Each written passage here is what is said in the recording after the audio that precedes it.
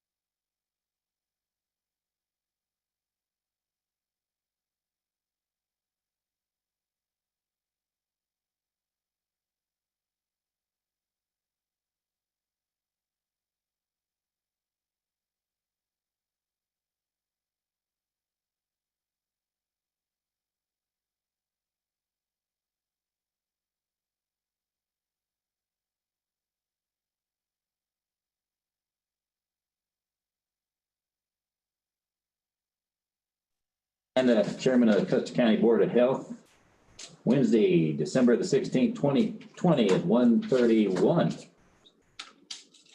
And I want to mention that the meeting locations in the county building, the BOCC boardroom, where we are not having general public in the boardroom. However, public is able to participate via the Zoom and the telephone as well if you don't have a computer, just to make that note. I'll remind everybody right now to silence your cell phones if you haven't, and I don't think I have, so I better do it. And I won't throw that into the trash today either. And also this is, I want to make note, this is a regular meeting. It's not an emergency meeting. We've been having a lot of emergency meetings, so we do have an agenda today that's more than just the COVID status. So we've got Dr. Gilbert here to assist in that, and we're going to have a good discussion on vaccination program. And I'm sorry I missed that yesterday, couldn't make it, but we'll learn more about it with everybody. So with that, we'll call the meeting to order. Roll call, please. Well, let's see. Let's do the Pledge of Allegiance first. And Mr. Adrian, would you start it off? I pledge allegiance to the flag of the United States of America and to the republic for which it stands, one nation under God, indivisible, with liberty and justice for all. Thank you. Thank you for not taking the lead. His name's Tom. Okay. All right. He's going to hand it to me. Okay. All right. With that, let's do the roll call there, Dr. Brandt. There. Thomas Flower here. Bill Fender Here. and Clint Smith. And Clifford Brown. All right. Right in the room also, we've got Dr. Gilbert with us today, part of the reports. Adrian Washington is here also. And we've got Jordan Benson running the IT today. So with that, let's look at, and I will introduce people. We're not introducing the whole audience, but we are introducing those that want to speak during the time for the public to speak. I'll make note of that. And we will take a look at the agenda. If anything to amend there, Mr. Prince, or to add or to discuss. It's a question. Did we want to have an executive session? That was discussed. But Yeah, that's why I'm asking if you want me to move that we add executive agenda. Yeah, it never was formally, it just was recommended. What do you think, Council? I think we should have an executive session to discuss some legal matters. Okay, Okay, then I'll move that we amend the agenda to add at the end of the new business, an executive session for attorney advice. Second. all right, it's been moved and seconded to have a executive session at the end of the new business. All in favor, say aye. Tom? Aye. Jake? Aye. Candace, aye. And that is for the purpose of the legal advice. Okay, anything else? That's Tom? all I have, sir. I have none either. Okay, and we also were 2 meetings behind on the minutes, but the good doctor and temporary secretary for the board assures me that they're in the works. He's got enough on his He hands. sure does, and just so everybody knows, we are adding that duty to the new administrative assistant for the BOCC. We'll pick that up for the Board of Health when we get one, and we are going to be looking at candidates tomorrow. Yep. So if you hold out long enough, maybe you'll get out of this. Okay. All right. Reports. Let's go first with Jay. Have anything to add? I don't have anything new to add. Thank Tom, you. anything to add? I don't have anything either. And with that, let's get a report on the COVID status. Let me remind you, this is a status report only. We're going to get into the COVID discussions in the new business area. So we'll keep it to the statistics of both Custer County, the surrounding areas, and whatever else is important that the doctor has from a Board of Health point of view. It doesn't have to be necessarily related to COVID. Go ahead, Dr. Brown. Basically, we have 28 positives within the last 7 days, adding to the total. 4 new, essentially yesterday, and 4 new over the last 24 hours. Also, year to date, there have been 122 positives. We now, however, have 3 hospitalized cases. One has not been reported yet in Cedars, but they are still there. And we've had 16 tests done within the past 7 days by our local clinic, and total tests 1,411. I don't think that you guys have ever asked for the incidence rates or any of these things, but we have something that is significant. We've had no deaths, but we have a 2-week positivity average that is 21.4, which is high. What does that mean? It means that out of those who are tested, we have that particular percentage, and it should be below 15 for us to be surviving and thriving, at least on the orange level. Okay, so it is significantly high. To give you a comparison, Fremont County has 8.4, I believe it is today.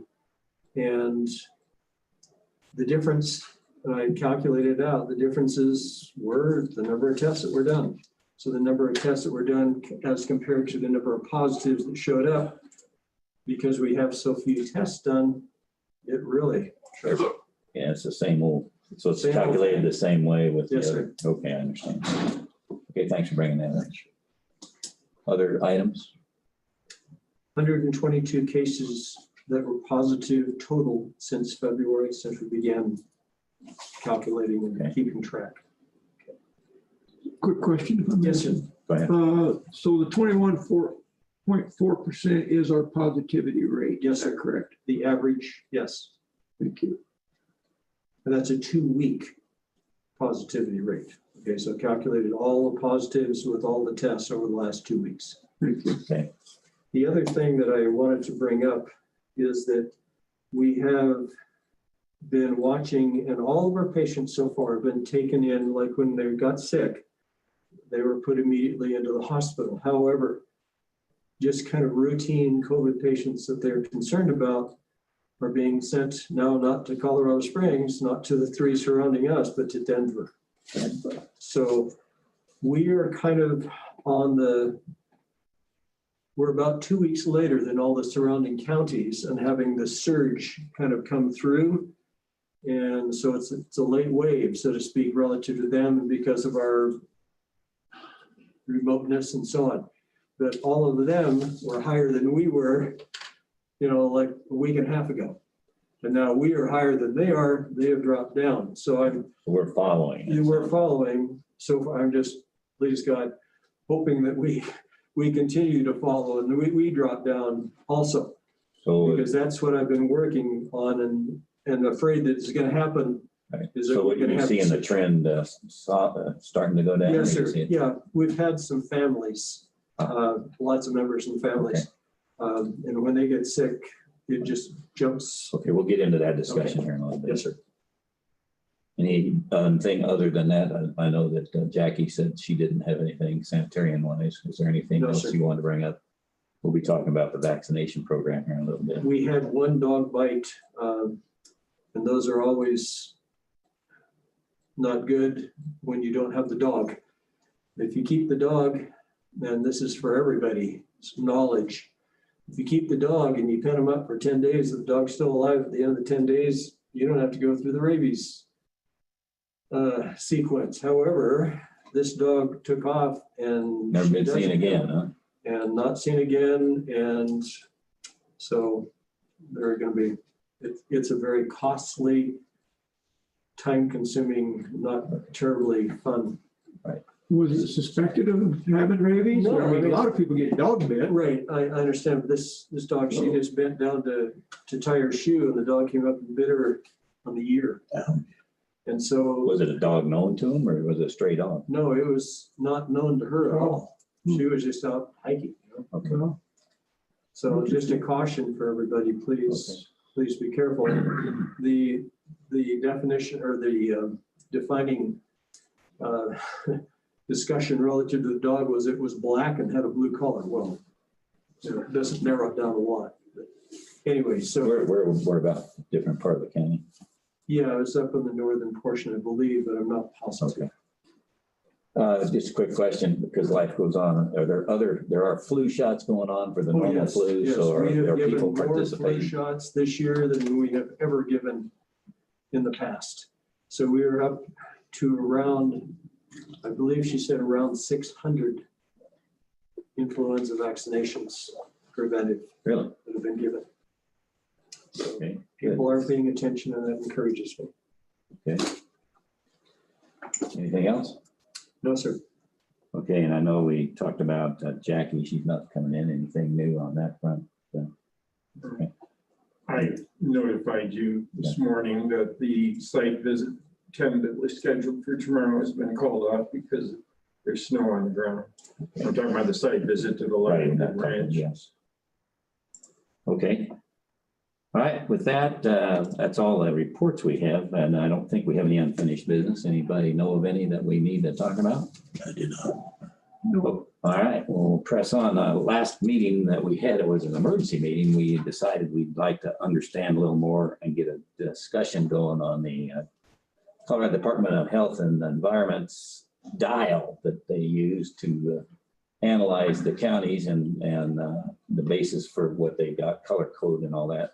And then let's talk about our application. Go ahead, over to you. We're presently in orange, but we're in orange under mitigation. Okay, so that is under new business, one of the things I wanted to bring up. That's where we are now. Yes, sir. Yes, sir. I'm sorry, Dr. Brown, when you said orange under mitigation, what does the under mitigation mean? I am, So I don't mean, no, that's right, I no, don't I'm just, understand. no. I'm just going through with our state representative for variances and, determining how all things are set up and assigned colors, on the dial. And so I spent probably 45 minutes with her last night going through some of the various actions that I'm going to recommend that you guys take that are possibilities that she said, yes, this would be a positive thing. That's all. Got it. Thank you. Okay, and were there any other questions related to the dial that But do you have to bring up to us or do we, I can, Not at this time, not until Tom, you got new it. business. okay, I do not either.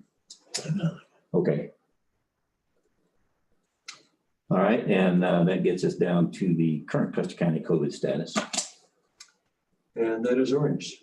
right? And you said you had, we didn't want to get into the discussion, but there was more discussion on how they're calculating the, or not. No, we've already covered this before previously. They haven't made any changes. Okay, so we're marking time right now. Yes, sir. Right now, it's plateaued, we think, but we don't know. We're hoping. I looked at the state website. It looked like many of the counties right around us read. Mhm. 28 cases in a week. It just seems like a lot to me. It's an awful lot. And I'm not pushing for red, but I mean, are we close? Why don't you Oh, yeah. tell us about the surrounding counties they brought Yeah. up, because we didn't go over that. You said Fremont's orange, is that Right. the only orange one? Well, no, just the 2-week positivity.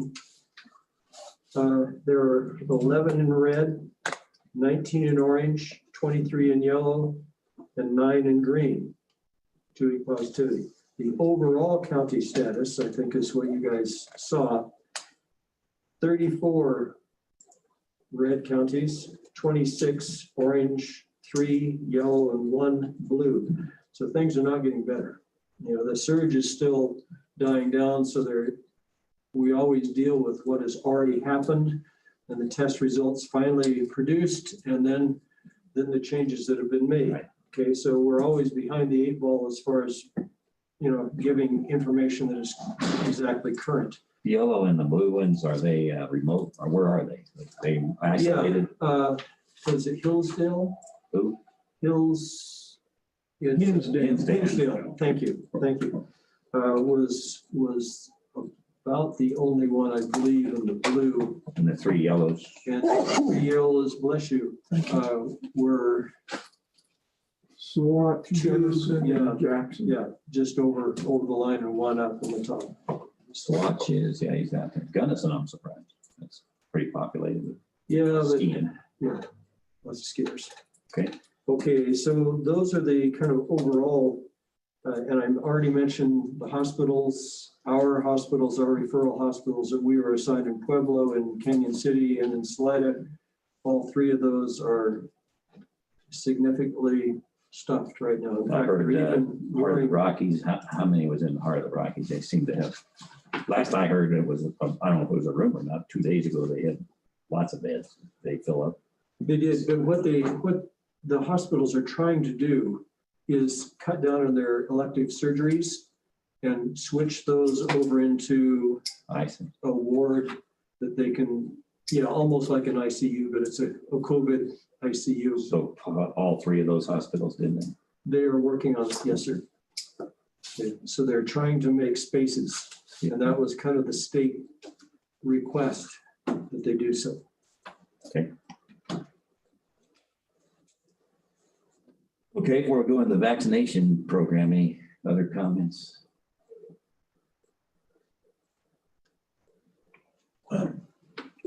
If I may, Mr. Chairman, are we going to discuss our orange status? Yeah, that's what is this new business yet? Yeah. Okay, I'm sorry. That's why I was asking you. I'm sorry, I apologize. Yeah, what I had, and I'm just tossing this out to all of you to see what you're willing to do, if you want to do more, if you want to do less, just your direction here when I'm dealing with Michelle. Sure. Number 1, in all businesses, and this is just a common thing, something we've been pushing on for a long time, but not always observing. All businesses, spacing must be observed. In restaurants, my recommendation is that we not have mixed communities at a table, but only 1 family, not 2 now, but only 1 family at a table, or 1 household group, whatever. So you're saying if it was a long table, You can't have one family and then 6 feet away have another family. You'd have to have a On the really same long table. table, yes. Well, that's what I mean. Yes, but yes, it has to have the spacing.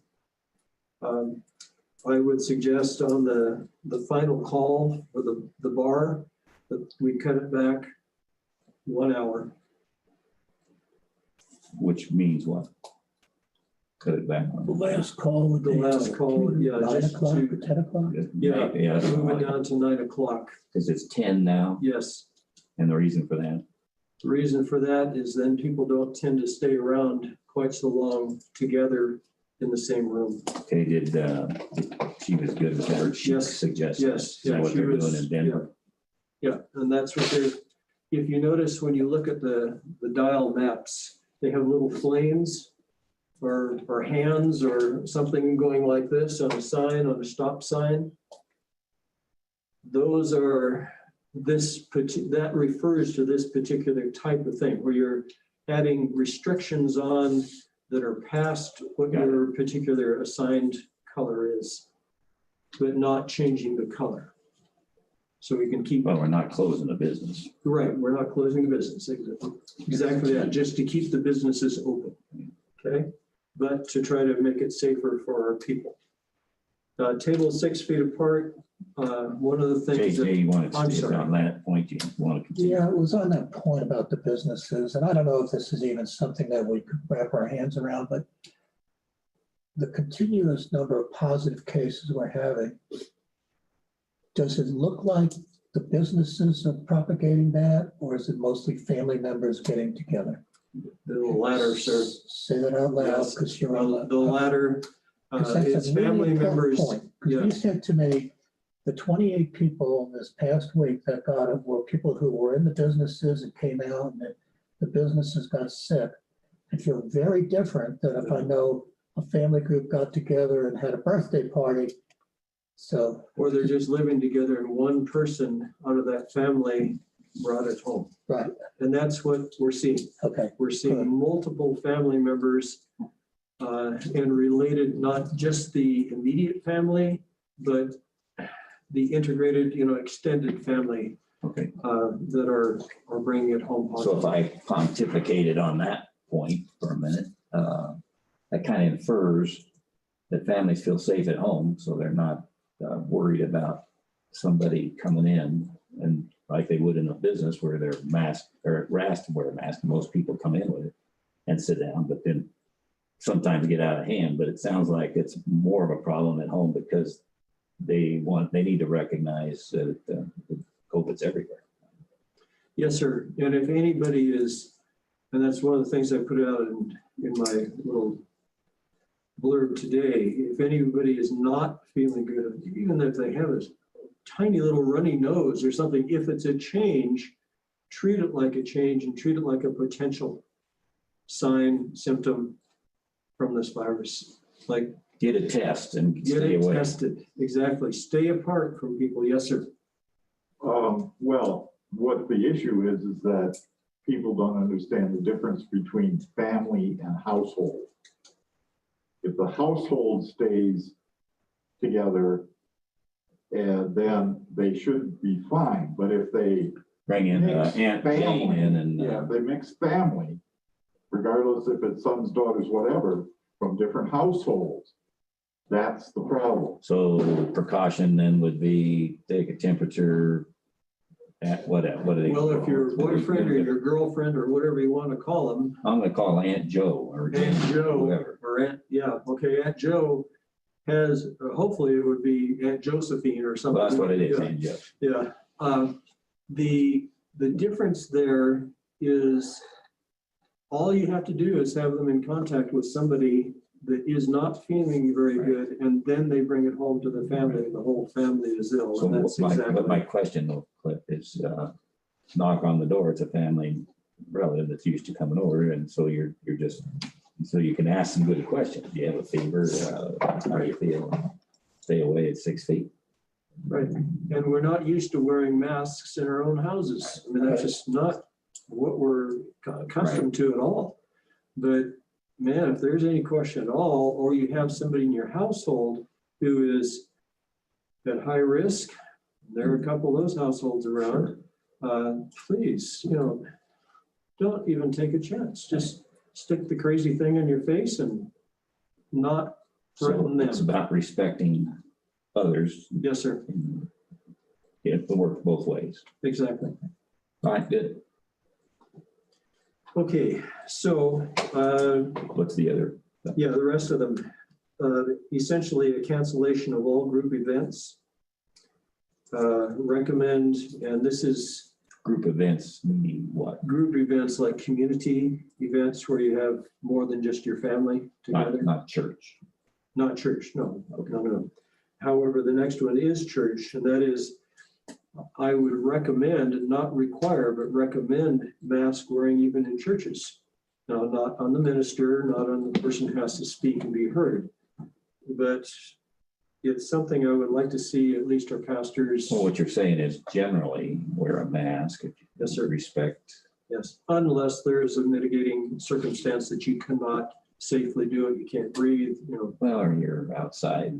Right. Doing whatever. And I am going to be trying, and Michelle agreed, to involve the clergy in all discussion groups because they contribute directly to so many people. So that's on me. And we will keep spacing as we have been doing in the recreation centers where the people are going into exercise. So how are you going to get this out to the community? What's the PR plan? Well, I'm going to write it up for a webpage, but I want to make sure that you guys agree with these things first. It's We need to know the whole determined story. information, yeah. And also, I would like to put this out on the radio station and in the newspapers. So those are some of the big ones, and also through, if they will, and of course, I don't determine what anybody preaches in their sermon, but if they will, our religious institutions. Well, and you need a good PR guy. It's one thing to just print it. It's another thing to say, we need to do this. And by the way, our statistics are this. We're holding now. We want to go down. We can get down to yellow. Here's the benefits. You got to get people wanting to do it, not just because we have a good idea. So Yeah, you got some help. This is not because of a good idea. This is because we're Right. in trouble. No, what I meant is a good idea to, Oh, I see. you see what I'm saying? They need to understand that, and they need to see the light at the end of the tunnel. Right. My opinion. Okay, other point. Then we should also go into the current status of our vaccines. I think that's something that's on everybody's On mind. the agenda, are you ready to go into it? I think so, unless. Tom, No discussions about education. That should be very much because I'm on the phone fairly frequently with Mr. McFalls. And he is trying to maintain things there as best as he possibly can.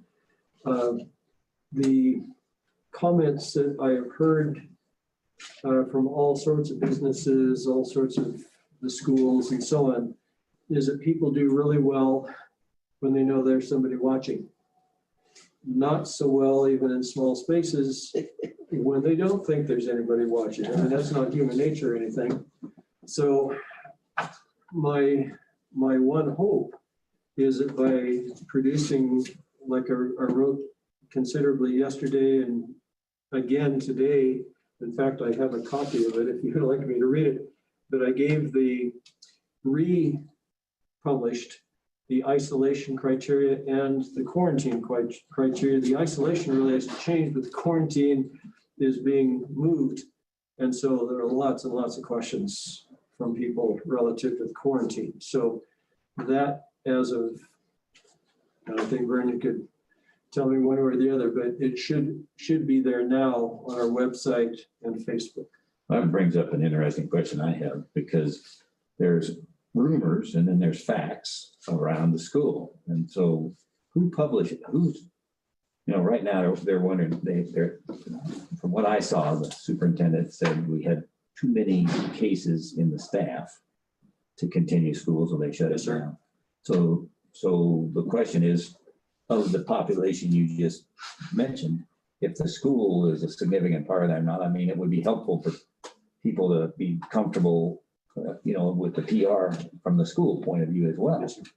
So, yeah, to me, I don't know how many people have been propagating the disease through the county, through the school system, but is it significant or not? Anytime that you put that many representatives Yeah. for a family unit taking everything home, that's why Mr. McFalls had to do what he did. And you've been working with him. Yes, sir, and totally agree with his action plan. So he could not, in good faith, keep that potential that high. He had to make some changes, and he did. So I'm pleased with what he is. And he's taking recommendations from you. Yes, sir. Yeah, he checks in. He's very, very kind. He's gracious. He checks in and we discuss just to make sure that we're coming off the same sheet, so to speak. Think more, Tom? Well, I'm assuming now they are close to have been out on Christmas break anyway, but Maybe they're closed through the first of the year. so your conversation with Ellen Niles, were those three things you gave us the crux of what you were going to have a conversation with her about as far as modifying this dial? Yes, sir. Yeah, I wanted to have you guys respond to that, and then I will take that back to her, and then we will make the modification. Nothing about restaurants? Well, I did. He talked about the restaurants, spacing. Family units. One family per table, yeah. Yeah, one family per table, maintaining spacing, and instead of having bar stools, so that people are sitting quite close to each other, separating those out by putting little twosome, 2 per table, little tiny tables next to the bar. And so they can still be spaced out, every 6 feet. They still have a fair number of people at the bar, and yet they're not elbow to elbow. So you would take a family, like a couple, it could be closer than 6 feet, but then that table 6 feet from the next table. Yeah, the two-person table, Okay. the small table, so we can Okay. get them spaced and maintain the spacing. And the other tables, the two-person tables would be 6 feet apart, but they would be located right up next to the bar. I understand doing that actually up the population. Yes, sir. That still met the 25%. Yes, sir. whatever criteria. That's good. So I was thinking about this last call thing. I don't know that we have any restaurants that are open past 9 o'clock. People may still be in the I building think only one. after 9, but I think some of, like Fort King stays open later. Chappie's potentially could. I don't know what's going on with the Dome. Are they open? They're closed. They're closed? They're open. They're doing some remodeling and then they're doing some takeout on that. all bars in Colorado are closed. Yeah. But he's got a food thing going with the pizza again. Right. I saw an open sign for food anyway. Yeah, that's for upstairs. That's not for Right. the bar. It shouldn't be. So I thought 10 o'clock was but I haven't seen it's so dark on Main Street. It's pathetic. Yeah, the sidewalks are rolled up. Can we interject Dr. Gilbert's contributions to us at this point? Because we've been going back. And Sure. Are we talking about those issues there? Yes, before we get into the vaccine. All right, we want to agree with you here on these modifications. Is there more on the modifications? You might want to hear me first because mine are a little different. Basically, after the last meeting I was at, you asked for some proposals, et cetera. Can you put something together? And I said, sure. PR. I came in with a opinion that we're basically at red, and I think it was on a scale of 1 to 10. Where are we at? And I said 8 off the top of my head. It's actually probably worse than that. I put together a little chart for some data I found on the state's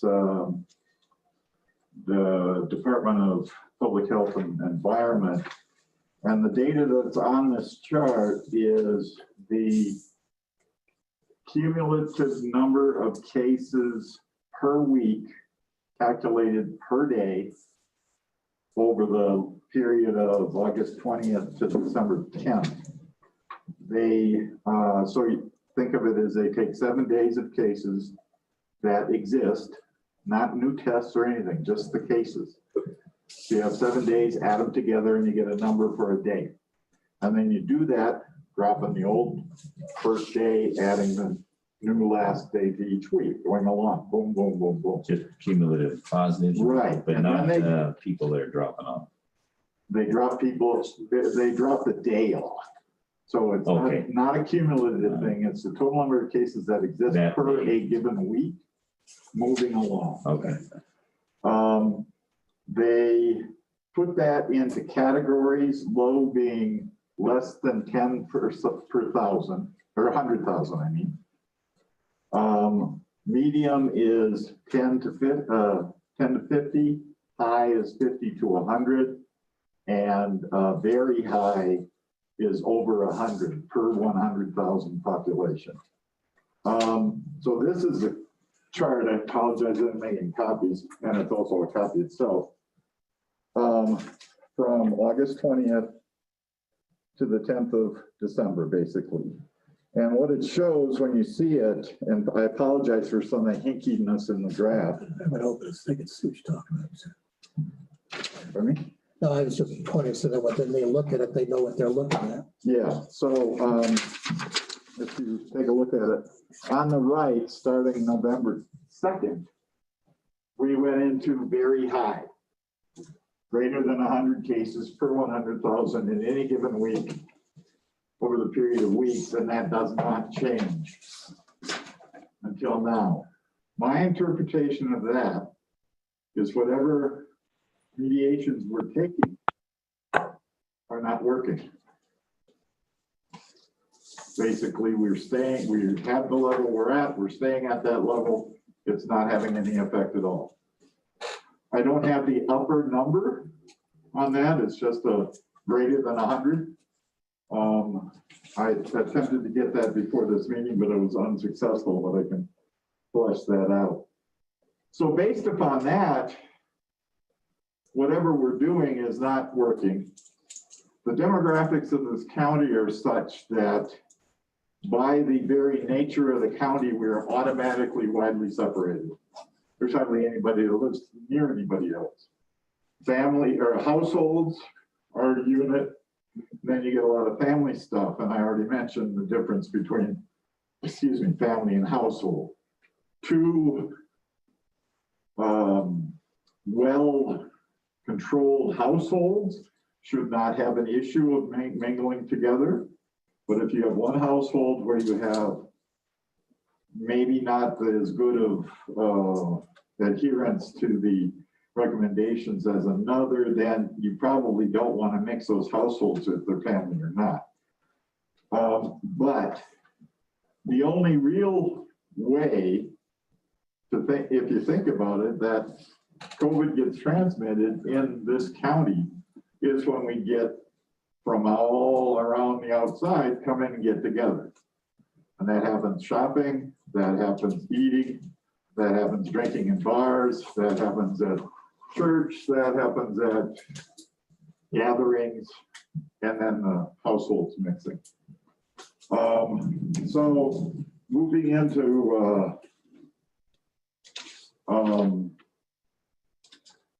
basically my thoughts, and I sent these to Cliff, and we had some discussion over them, and I'll just go to my background as a virologist, understanding what I do about controlling things like this. And my recommendation would be that we, as a county, go to level red, because whatever we're doing at Orange is not working. We don't have a handle on this. We have no control, and we need to get control. As part of that, I would recommend, well, the state already has closed bars, but we don't technically have a bar here, right? We have restaurants that serve alcohol. Nothing. Yeah, Mark, We got one. the dome. Oh, okay. It's closed, been closed But since it's the beginning. closed, so, all right, so that, well, that's kind of moot, but bars need to be closed. I would recommend that the county, either the Board of Health or some other organization mandate masks in the county. There should be no indoor dining. I'm a little more conservative than Cliff. In any public space, mask wearing is required. That's part of the mandate. For schools, no large group activities, for instance, sports, assemblies, bands getting together, sports practices. Let's see. And all of these should come as a public health order from Board of Health or the Public Health Agency. And the reason I say that is then there's some teeth in it. Since it is a more restrictive set of suggestions than we're at, it probably would require a little bit more convincing and with some power behind that convincing. Let's see, what else is here is, then I have some recommendations for how to go about getting this to the public, a PR plan type of thing.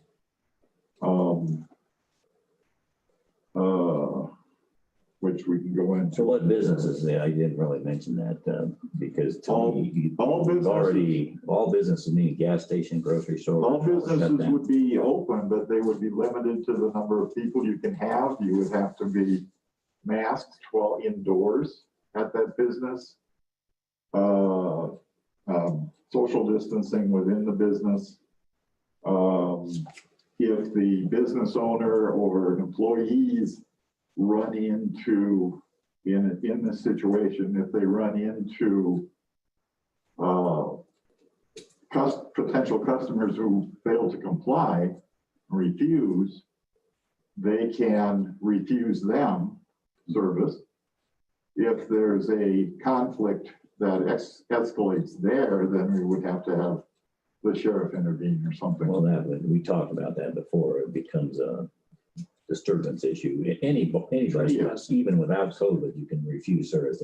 Yeah, but at the same time, I think if it came out as a public health order, then simple, you know, the issue of wearing a mask can be more directly addressed with some teeth behind it.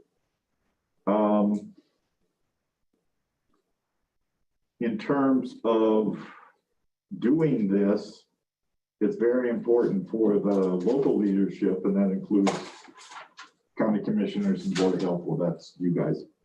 Public health, OEM, mayors. Do we have city councils? City councils. All that leadership needs to be on the same page and communicate how the decision was reached, why we're changing the level, the data that's supporting it, that's in the county, what the endpoint is. And the endpoint, of course, is measurement of the data and show that our activities are having an effect. And we got to a level of control where we can think about having it less stringently controlled. But right now, it's not. Obviously, we have to appeal to the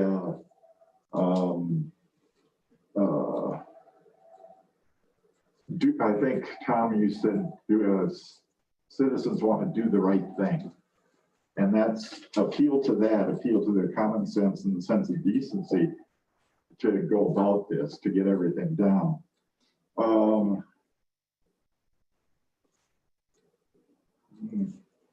Also, in terms of testing, since, as Clint said, our testing is skewed, one thing that this will, that will be important about an increased testing program would be to have a better handle of how much control we have. Right now, what we have is all our cases are just listed. We have a lot of cases. We need to get them down, but more testing will also give us a better handle on that. I was thinking about how to do that. We could do it like a kickoff event to an accelerated testing program, like a fundraiser. I noticed there for the charity fund, there's a thermometer they use. You could almost do a thermometer of how many tests we got started and blow that up as a visual. In terms of timing, I was thinking, how about ring out 2020 as a celebration to get rid of this stupid year?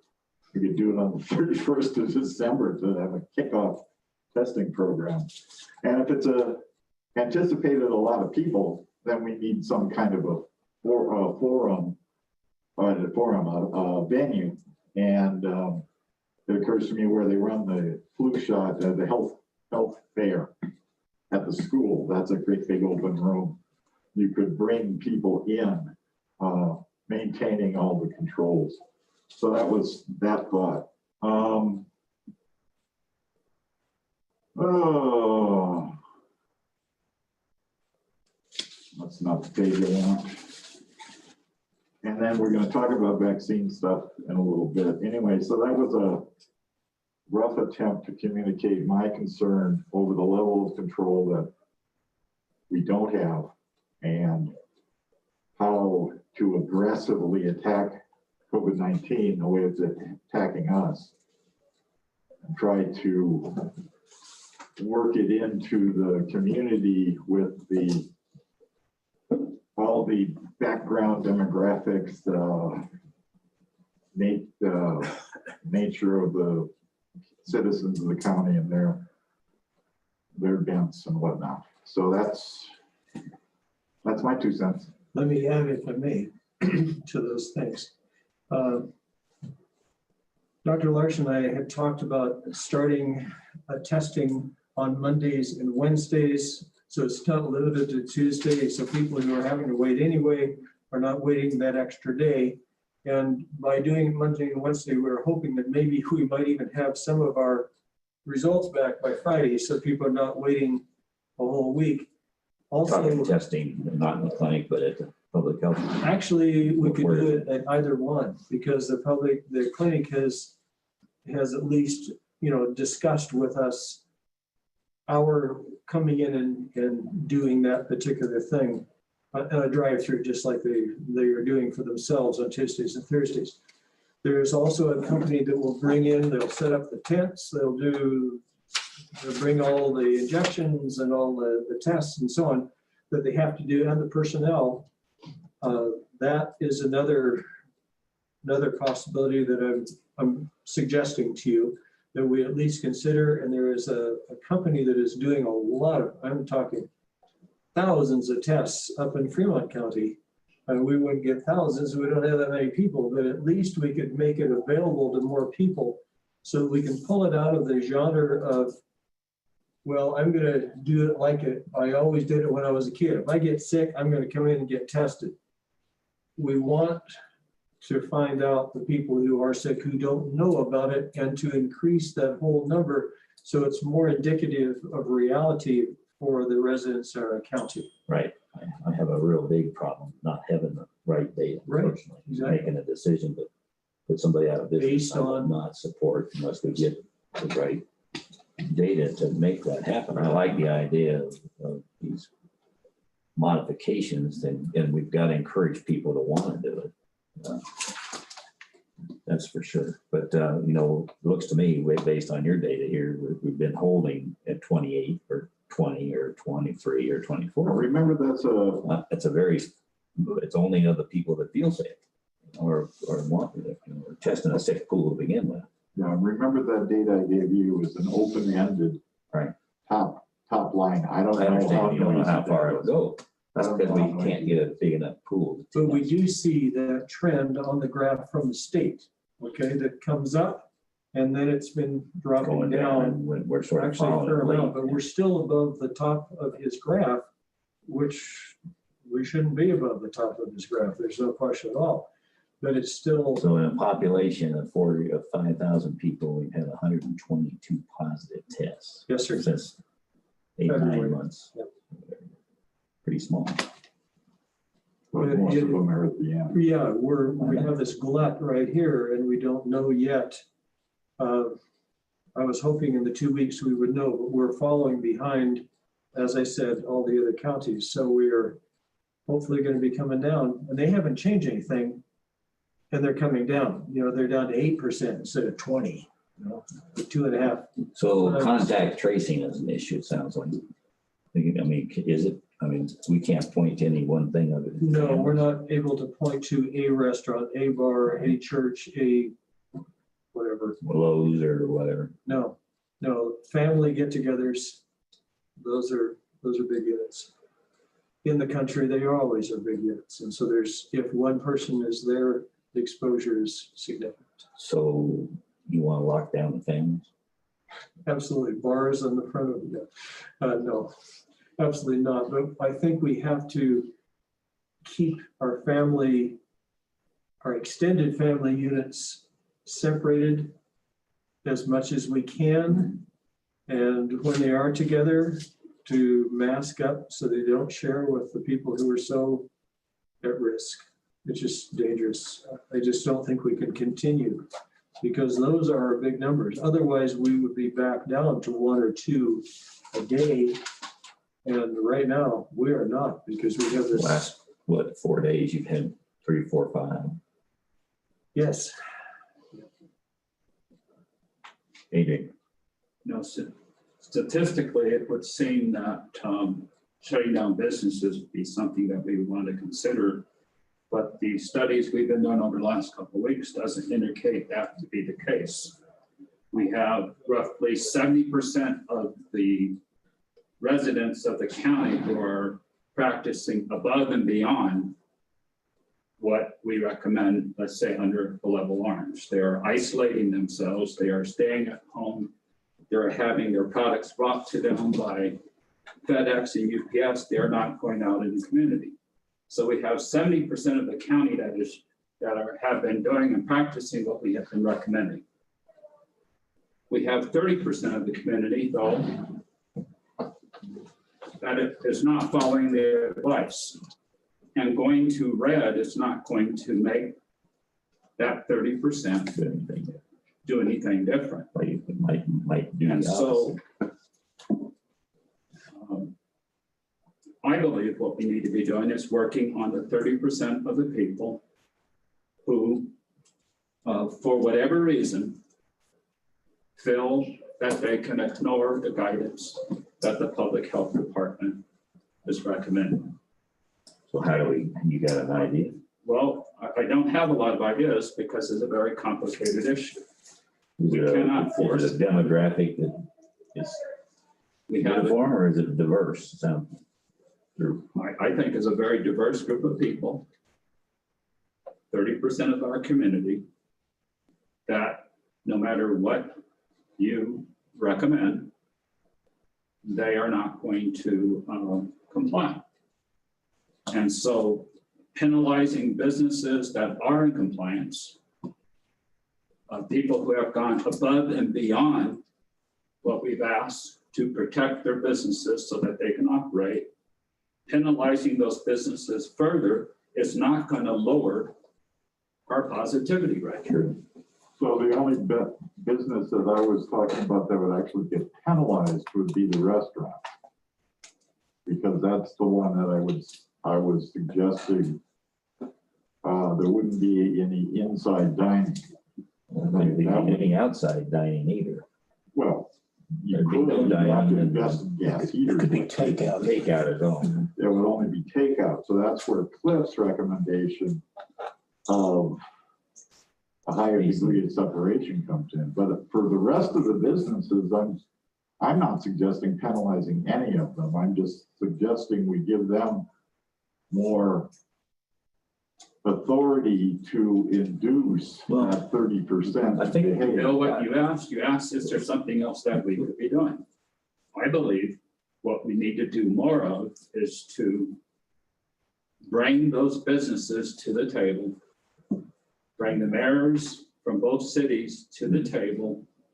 And instead of the Board of Health simply saying, this is what we should do. I'm not saying that you cannot do that. You're well within your right to do so. I think we need to have a community gathering of some type and get input from the community as to what we can do to try to take that spike and bring it into a more manageable situation. so I agree, and that we've talked about it in the past. You want to get buy-in, you want their participation, and I have seen all the businesses that I'm aware of doing their bit. I think reinforcing the fact they're well within their rights to throw somebody out that doesn't want to wear a mask, and I've seen them do it. I've seen them ask them to give, and then giving the mask out.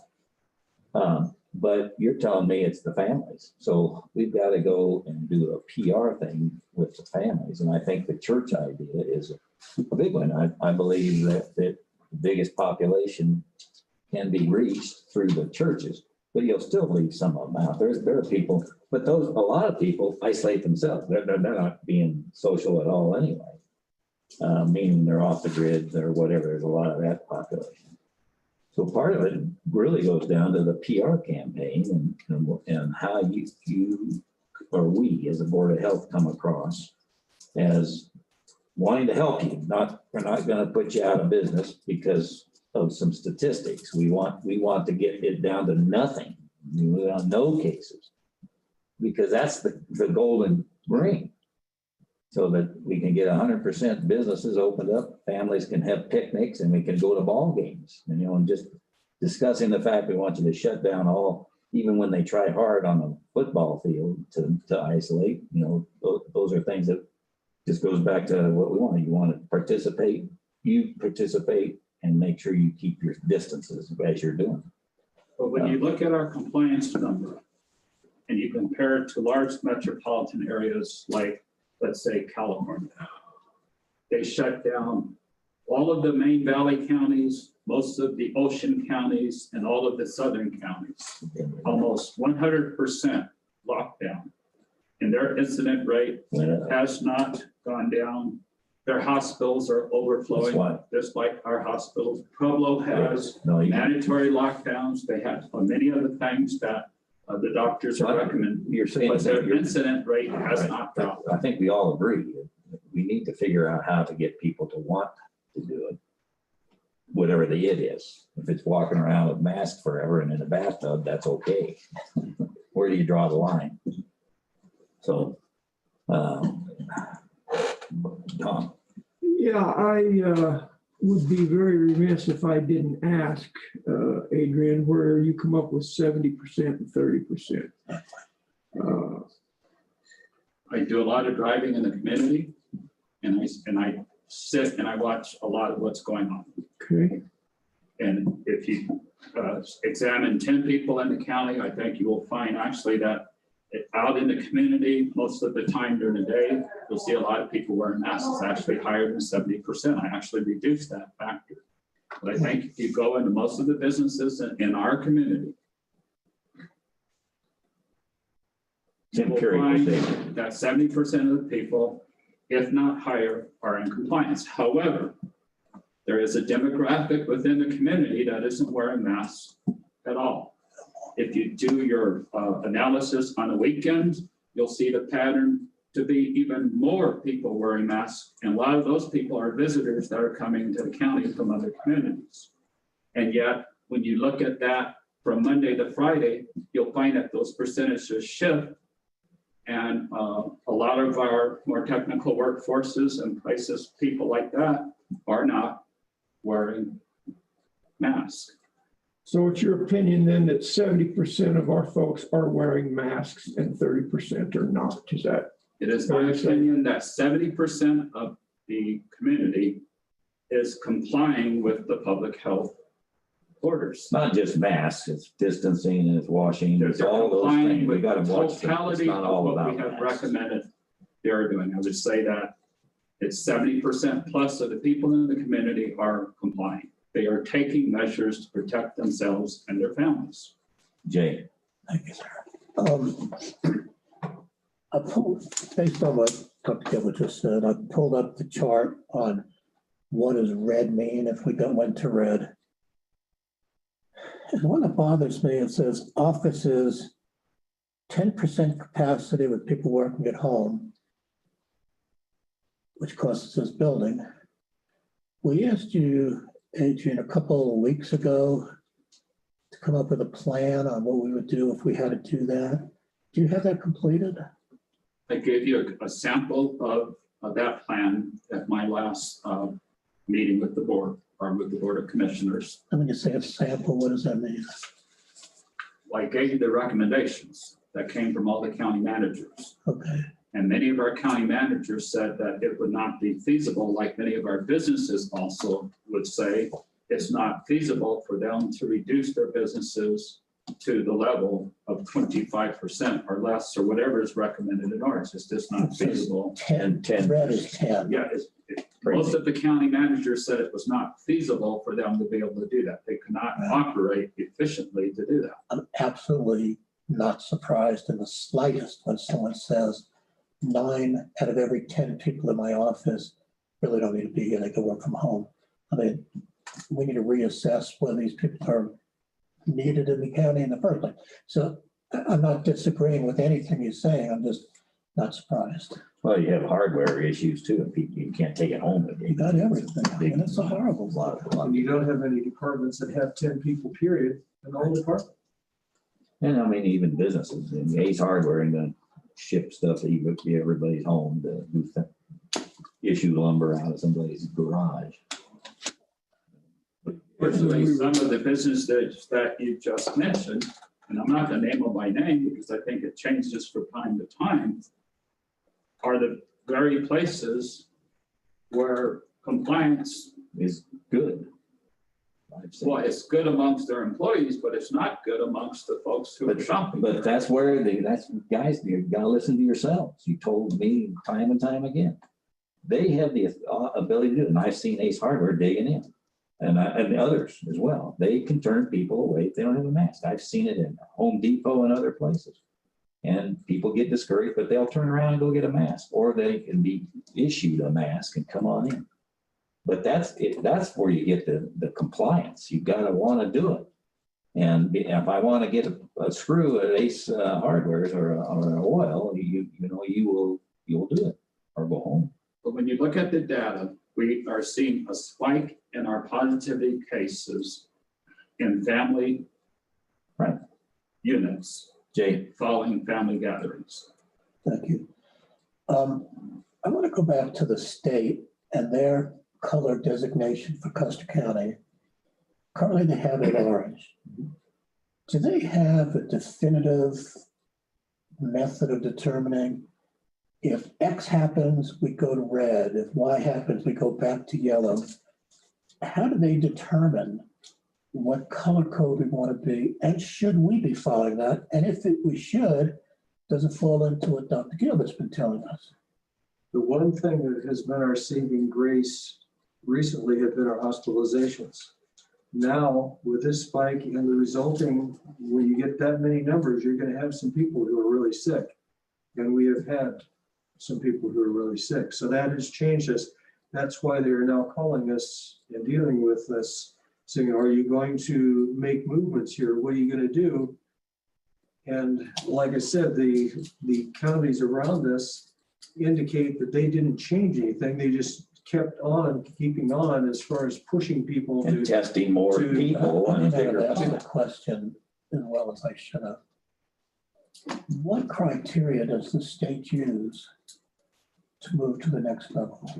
Hospitalizations, the degree of positivity, okay, number of deaths, number of people really, really sick. If we are contributing to problems in other counties, like sending lots of people to the hospital, that's one of the big movements, but they have not pushed us because we had not until this time. And we've had 3. And So we've I, had and so if 3 we get here 20, I recently. can see the difference. Right, but it's, But Had 28 in the last week. that's No, no. positivity. Oh, hospitalizations. hospital. Yeah, people actually put onto the ward. Tom's got a question. So to answer Jay's question, the state has 3 metrics: number of new cases, the positivity rate, and the impact on hospitalizations. That's what they look at. Thank you. We currently have 3 people in the hospital. Yes, sir. How many people have been hospitalized because of COVID in our county? Up until this set of 3, 2 So we've had 5 hospitalizations in the year. because Yes, of sir. COVID. And the positivity rate, 21.4, and the number of new cases in 7-day period a week is 28. So that's what the state would look at for the metrics. Yes, sir. So I think I understand what Dr. Gilbert is saying. Probably wouldn't have lasted in an elected chair very long. And that is the problem right I'm there. not elected, so I can say. That's right. That's exactly my point. Well, that's what we That's want. exactly my point. So Device, just to hear you. if you step back and look at Custer County from any kind of an elevation other than this room,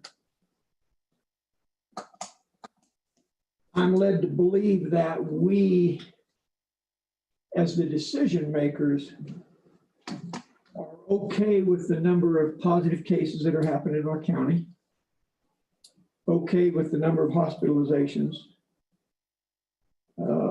and okay with the positivity rate. Now, if we're not, then we would be doing something about it. If I take anything away from this meeting today, it is the fact Dr. Gilbert said, we haven't done anything substantial except have a bunch of meetings. Right. Now, I'm not suggesting the only thing we can do is move to a different color. I respect what Dr. Brown said about this conversation with Elle. With no disrespect meant, that's a lot of warm water stuff, right? I mean, if we did care about those 3 things and the impact on our county, what's going on, we would be taking as drastic of measures as those 3 metrics indicate. But I don't see that happening. There's just no way. Number one, I don't think we have the political fortitude to do that because we get hung on the cross. We already know that. So I just think we have to stand up and admit what we're willing to do and what we're not willing to do. We're sure as hell not willing to tell the churches to quit meeting. We already know that. That'd be political suicide. We're not willing to tell people they can no longer drive down the hill. That would be political suicide, right? Can't. We've heard it from day one. You can't step on my constitutional rights. And we buy into that, that's fine. So if we're not going to take drastic measures to stem the landslide of this COVID in our county, then we're going to continue to see a rise. This is not a spike. This is an absolute upward projection or trajectory of those 3 metrics in our county. Anybody who wants to argue that with me would be a fool because we've seen it. How many months did we go with nothing? And then as the nation, as the state, as our county has done, we can't call it a spike. There's been no spike. It's been an upward, rapid upward migration to the top of the charts. So I have to ask the question, why wouldn't we go to red? Hell, we all know why. Because we don't want to shut the restaurants down and we don't want to shut the offices down. Those are the only 2 serious impacts to our county. Schools doesn't change, churches doesn't change, bars wouldn't change anyway. because they have lobbied hard at the state or the state level and got the governor to agree that you're not going to close the schools. Well, why not? What is so sacred about closing the school or not closing it if that's what we need to do to break this pandemic in our county? It all comes down to what we can stand politically, what we have the stomach for politically, and what we don't. Okay. More? Oh, I've got a bunch of notes. I'll bring them up as we go along. All right, I have a little bit different side. I agree with Tom to some level, but I'm not looking at it from a political point of view, period. I look at it, if there was a drastic thing happen, I'm gonna do everything I can to save people in this county. And it goes on both sides of the fence. Both people getting sick and both people running out of their livelihood and taking drastic measures, period. If you look at the big picture, when we first had this, we've always, I think we're pretty lucky, because when it first hit, the counties around us and the cities that had the population did get big spikes. We didn't. We had up when we first got it in April, May, when we had very few things happen. We did have the one hospitalization, and then it calmed down. I look at the calm down as contributed to a couple things. We had a lot of tourists in here, but we still maintained zero. And the reason, I think, part of the reason is the bug, we were outside, and the bug doesn't like the UV rays, and it doesn't like, as we've heard the virologists talk about. So the chance is a little lower. But now look, we're going into the period where people are confined now, and you could spread it easier. But we've been hovering at that level pretty consistently. I don't see it as a spike like we mentioned. I see it as a trend up. But to take a drastic measure and shut the county down, like you mentioned, for the 122 positive cases we've had total, and 3 hospitalizations would be not the right thing factually or safety wise for us to do, I don't believe, because of the impact it would have on businesses, all businesses, not just restaurants. So I like the idea of getting the data pool bigger. We need to do that.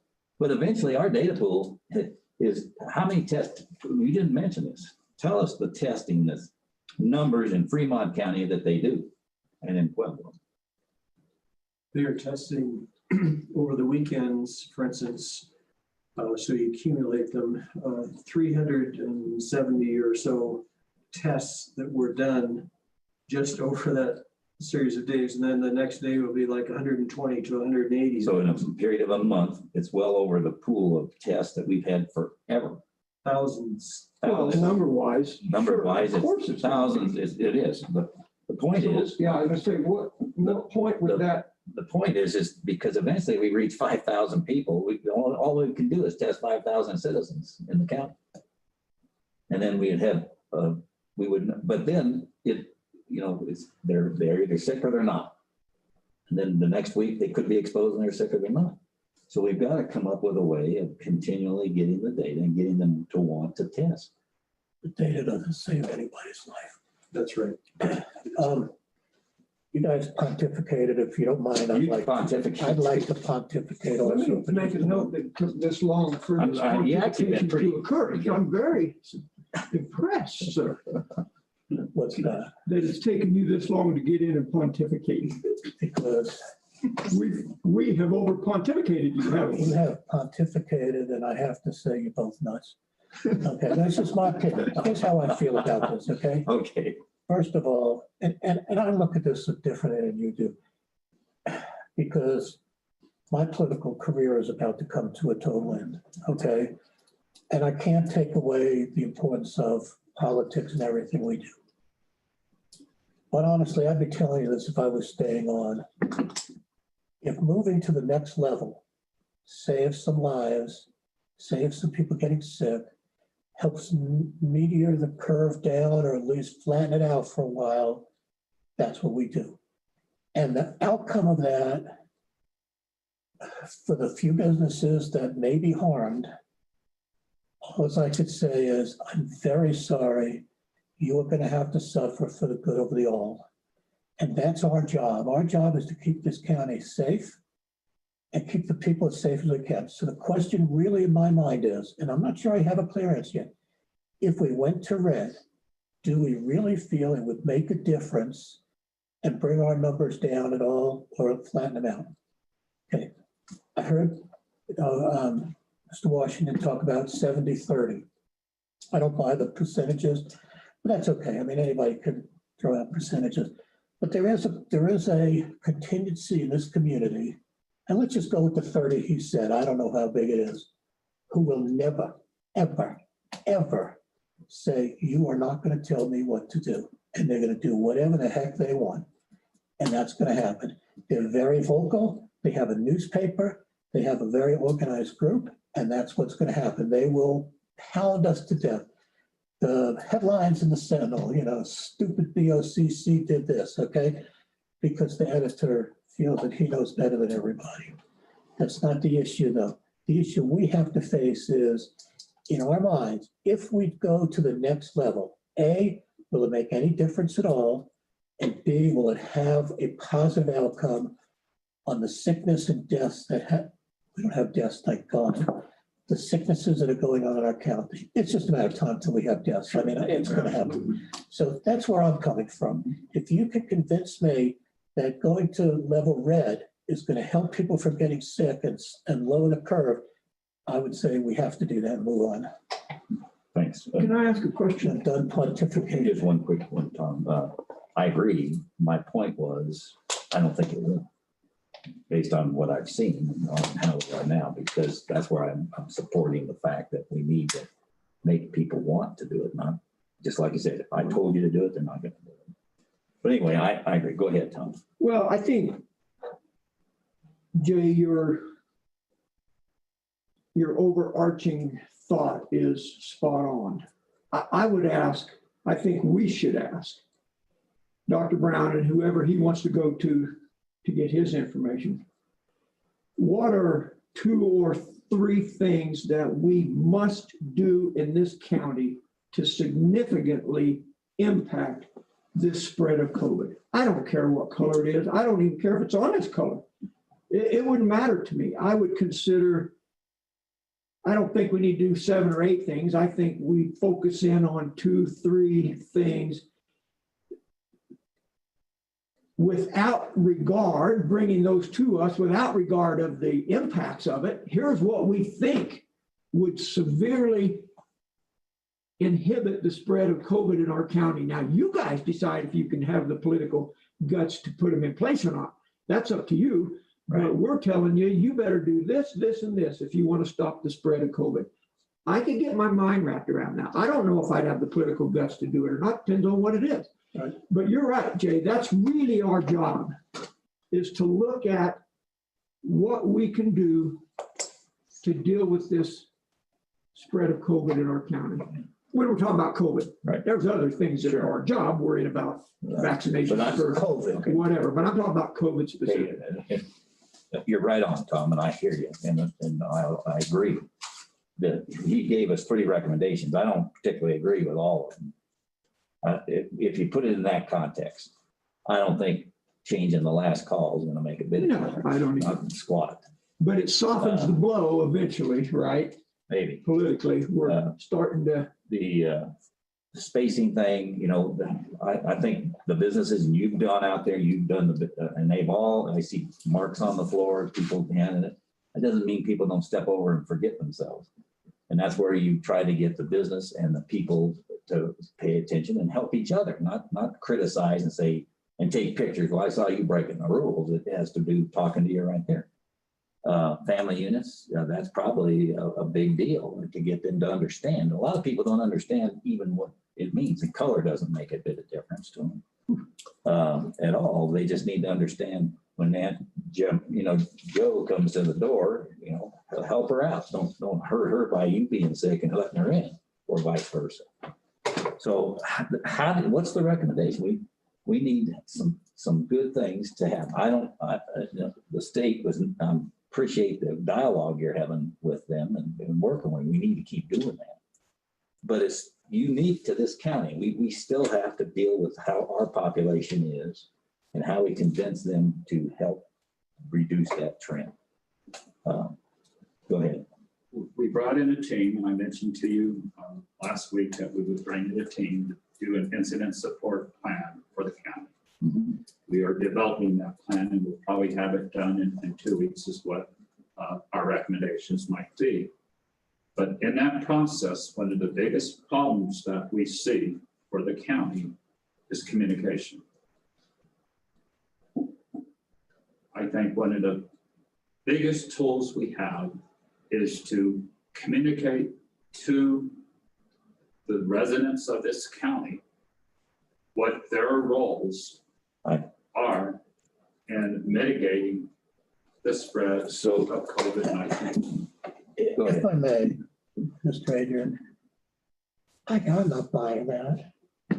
I don't need to tell anybody what they need to do to mitigate COVID. If these people don't already know, as many months as we're into this pandemic, and as heavily as we've been pounded over and over and over in the media, on TV, and there's not a thing I'm going to tell anybody, and maybe you guys know more than I mean, I know you know more than I do, but maybe you know something I don't know that we could say, hey, you ought to be doing this, booties on your feet or something that's. It's not always. But my point is, this education is nonsense. If you're not educated by now, go stick your head under a rock and get out of my way and let me move forward. That's how I'm not talking about you, of course. I mean, that's how I feel. I mean, going out there, putting flyers out, wear a mask, stay 6 feet apart, wash your hands, do all the things that we tell you. I'm sorry. Well, let me give you an I waste my example. time with that. Let me give you one example of communication. There is a misunderstanding in the community with what isolation means and what quarantine means. No doubt. And so if that exists in the community, we need to do a better job of explaining to people so that they truly understand what that means. There's a miscommunication as to whether the agencies in the county are willing to go out and bring groceries to people's homes when they're quarantined and isolated so that they don't have to go out into the community to buy groceries. We need to do a better job informing people that we have programs to help them so they don't have to leave their homes. Or they need to talk to their own family and understand how to help. We need to educate them better as to what we mean when we say family groups, home groups, and things like that. So you can disagree, but we've identified that communication is a big problem in Custer County. Jay, something that comes to my mind. People, it might not be a bad idea to have a place where we get people in on both sides and say, look, this is there's going to be people saying this is a crap, it's all a hoax. And there's going to be people saying, I want to hide my head in the sand. Get both sides to understand. So what if so you're going to hurt somebody else at the expense, get them talking together. So say, what we're asking you to do is not anything that's going to take away your First Amendment or your Second We want Amendment. you to get an auditorium, fill it with people so they could tell them how to social distance. Yeah. I mean, that's what I'm hearing. Yes, But Jay, but not that saying stupid. I'm fill an not auditorium. We putting them do in an have- auditorium next to each other. I'm talking about getting the people that represent things socially distant, get them 30 feet apart. I don't care. Get them talking to each other, because right now it's everybody polarized and they just write on the computer and they blast each other. They're not listening to each other. To understand that we're not there to try to take your freedoms away, and we're not there to shut them down so they're going to lose their rent and go out of business. We want to work together. We want those guys that aren't participating to help the people that are going to lose their jobs if we keep going down the road, or their life if they get the disease. Tom, you and Jay attended the tabletop yesterday, did you not? I was. That was an opportunity to communicate information. But you see, the difference there, Mr. Washington, and I agree with you. First of all, I don't know if you hear when I made the comment. I made it during the BOCC meeting earlier. I made it again. It was a fabulous, fabulous presentation, full of facts. I was so proud when I walked away going, these guys and gals, of course, They have a plan. They know what they're gonna do. They're just waiting for the shipment to come in. Congratulations to everybody involved. But here's the difference on that, Mr. Washington. That is new information. That is an information that's been thrust in our minds for the last 9 months or so. The information of saying to people, don't congregate in a group. I don't need to say that to anybody anymore. If you don't already know that, you just don't have the mental capacity to let it come in to do something about it, or you may have a political or some other ideology where you feel it doesn't apply to me, or you can't tell me what to do, that kind of attitude. And I'm not saying that's terrible, but you're not going to change those people. I can't imagine. It's been so ingrained in them. So I think educating the basics on how to avoid the spread of COVID, if you don't know it by now, you're not going to know it. That's just my opinion. The vaccine program, yes, that was a wonderful educational program. So that's how I'm differentiating the two. Tom, I've broached this subject 3 or 4 times, and that is some kind of a baseline threshold for us to draw a line in the sand. Obviously, we don't have the appetite for that. I get it. Okay. What are we going to do when we come to work some morning and we realize that one of our citizens has died from COVID? Are we going to say, well, let's see how it goes. Let's see if anybody else dies.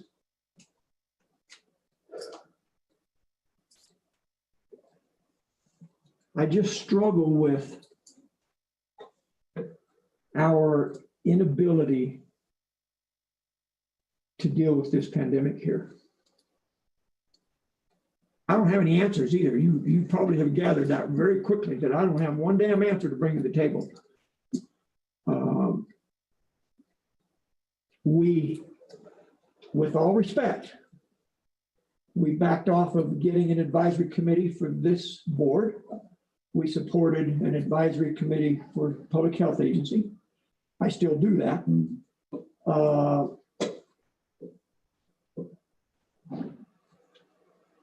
I was hoping that we would have a unified voice. I have respect and appreciate both of you having a different opinion and being willing to come and say that. Don't misread me. Unfortunately, that doesn't help us, really, politically, to make a decision as an elected board. It gives us more information, but it doesn't help us get to anywhere where a unified voice, if 15 professionals came in here, including Dr. Brown, and said, this is what we think you ought to do, then that's on us. If we get, I don't want to overstate it, if we get mixed messages, then what do we do with that? Does that make sense what I'm saying or not? I may be floundering here. And I'm not criticizing you for speaking your mind. I respect you for doing that, because very few people are doing that these days, because they know it's not going to be popular. I'm assuming moving to red will not be popular. Of course. You're not an idiot. You know that, right? Right, but the problem is that COVID doesn't care about popularity. Well, exactly. So, and I know Right. Commissioner Candy gets after me about this.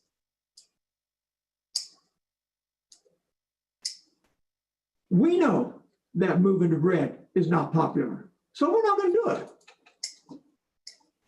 That's it. No. We've proven that. How about, since we're a county and we're talking about what the county wants to do, how about we let the state classify us any old way we want? Because we don't have what it takes to stand behind that. No, hang on. The state calls us whatever color they call us. They can call us fuchsia for all I care. They keep adding color. However, as a county body, you could say, fine, the state says we're orange. However, the county of Custer says, in Custer County, we will do this, this, and this. And you wanted 3 things. So what I presented is slightly different than Cliff's, not totally different. My big difference is I would have no in-person dining. But a mask mandate, which the state has, which if we say it's there, then people in the county should do it. And then limit your group sizes when you're inside. And you can define it by small business, you can only have 6 in the business at a time. Church, you can have 50 or whatever it is, as long as there's space. But you can design it to the county, regardless of what color level it is. These are county mandated That's correct. things. Right? And the big deal is you gotta aim it at breaking transmission. Right. Right. That's what. All you gotta I agree. focus on. Let me make a comment, because I agree with you, Tom, but I also disagree in some aspects, as you mentioned. We're at war. This is a war. I don't care what the state says either, and that's where I've been all along, and I'm not mandating red or orange or anything. I want to do what's right for the county, period. And a commander in war changes the plan the minute you start to execute it, depending on what the enemy's doing. You mentioned, when Tom mentioned, where you draw the line, it's not definitive like that. It's what is the condition that's driving you to change your mind, to change the plan, to save lives on both sides of the fence, businesses and lives that are impacted because they take their life when they lose their houses and their businesses. You got to balance that. It's not black and white, because you don't know how long the period of time is going to be. And you make those decisions. Commanders do it all the time. I don't mean commanders, CEOs, I mean school officials, everybody has to balance that. It's not about, well, do I get to keep my job or not? It's about doing the right thing. And so you asked me where I would draw the line. If all of a sudden we had 500 tests and everybody's getting sicker than dogs and going in, I worried the last time, but we got the 2 that are in the hospital. That bothered me. So where do you draw that line? It depends on what we see the trends are. We need recommendations from people. That's what, in options, we need the options. I want to hear, I'm glad you gave us the choices you did. And you too, Cliff. And it's our job to weigh them, to change the battle plan and to either go or not. I liked, if I forget the color, but whatever we need to do to balance it. And if we want to go back to the drawing board and get other recommendations, I don't know what it would be, to tell you the truth. I can give you one, but Go ahead. I'm making a point. But Jay was, Well, make yours first. okay. Basically, we have backed way off as far as enforcement. And it is really tough to enforce. Backed off to 0. Yes, exactly. So if we are going to do something that is going to make some difference, I think one of the things is enforce masking when you're in a business. I'm not talking about in your house, but at least when you're in a business, if we can at least have some kind of support for the businesses, when somebody walks in, oh, I'm going to wear, that's not it. I don't care if you wear a mask anyplace else. It's just that in public, next to other people, this has to be enforced. And that is really the difference that we've seen in Colorado Springs and Denver and so on. So that's a great idea. And the way I see that right now, we have the option of calling the sheriff if they won't do it and it's a disturbance. We could also enforce that with an action from the public health agency itself. Yes, sir. To do that. I don't have a problem with that. After they've been given the chance to put a mask on or go back out. I haven't seen in this community anybody that's gonna battle the fact, or they might yell and scream, but they'll walk out. I don't know. But if we don't, I don't have to. But that means, it goes right back to what we talked about. It means getting the business owners together. Here's what we think we need to do. This is what we expect you to do. And if you don't, then here's how we're going to enforce it. Clint had something. Clint, I'm sorry. So that's the whole issue here. This is the county attorney talking. Enforcement, you don't have any enforcement capability whatsoever the way it stands. I was never in the military, but I've heard many times, don't issue an order you don't think your people are going to obey.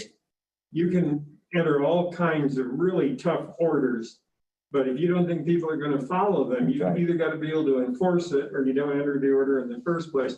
The issue here is that there is a certain faction, a certain percentage, I don't know what the number is, it's absolutely not going to obey voluntarily.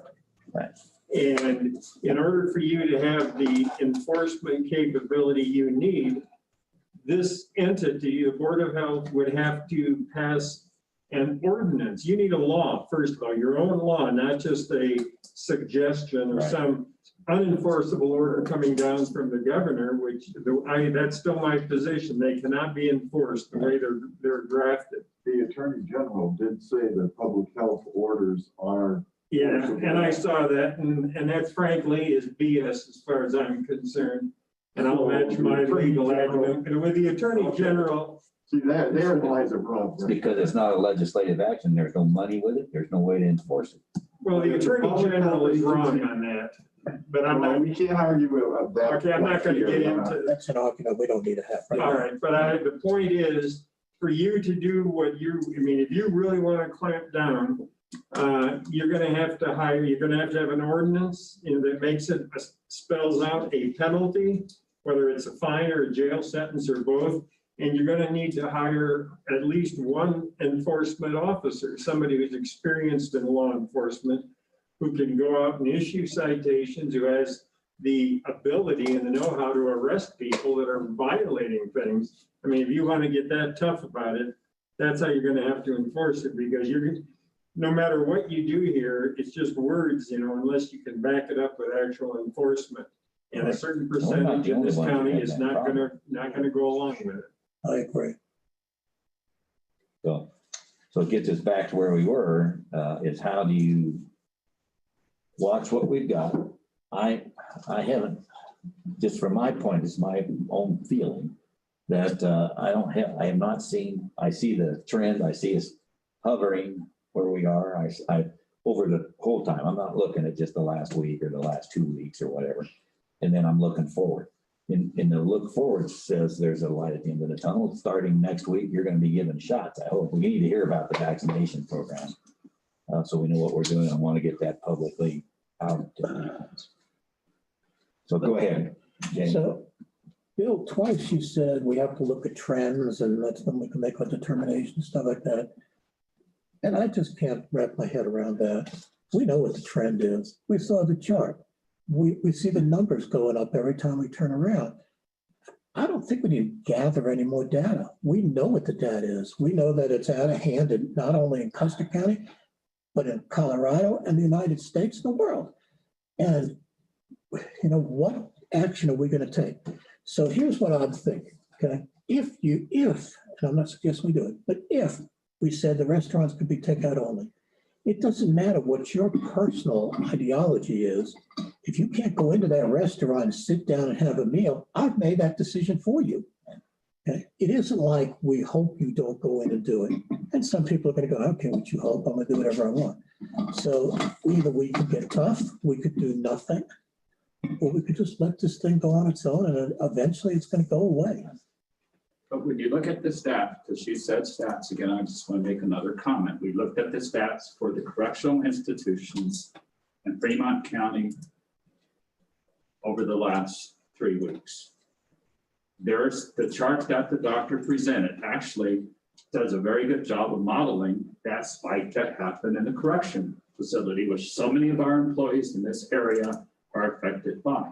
So When you look at the Fremont stats County. in the correctional facilities of Fremont County right now, they have peaked out and the rates are dropping drastically because it's already spread through the population. So what we're seeing in Fremont County is that leveling off and a dropping of caseload.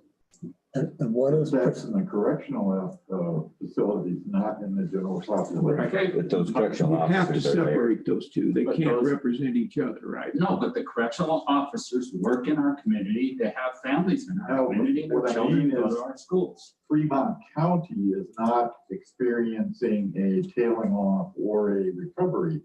They're in the middle, the throes of a high level of cases, that's the model for Custer County, not the prisons. Right. The prisons are an isolated subset. The prisons are isolated, but many of those prison employees work and live within our community. I got a statement and a Go question. ahead. I guess, number one, I'm not trying to be hateful. I just want to get my thoughts so that I understand what you say, Bill, when you say, you know, we are unique. Are you talking about we as a county are unique? Okay. So my question is, what would make you think we're any more unique than any other small rural county in Colorado that's being gobbled up by this thing? I don't see that we're unique. So I just want to understand where you're coming from. Where I'm coming from, I see the data that says we've got 122 since the beginning.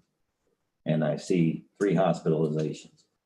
I see other counties with a lot more and deaths included. And whether we're unique or lucky is debatable. But we have to balance the overreaction with the underreaction and do the right thing. We can't enforce it. It's hard.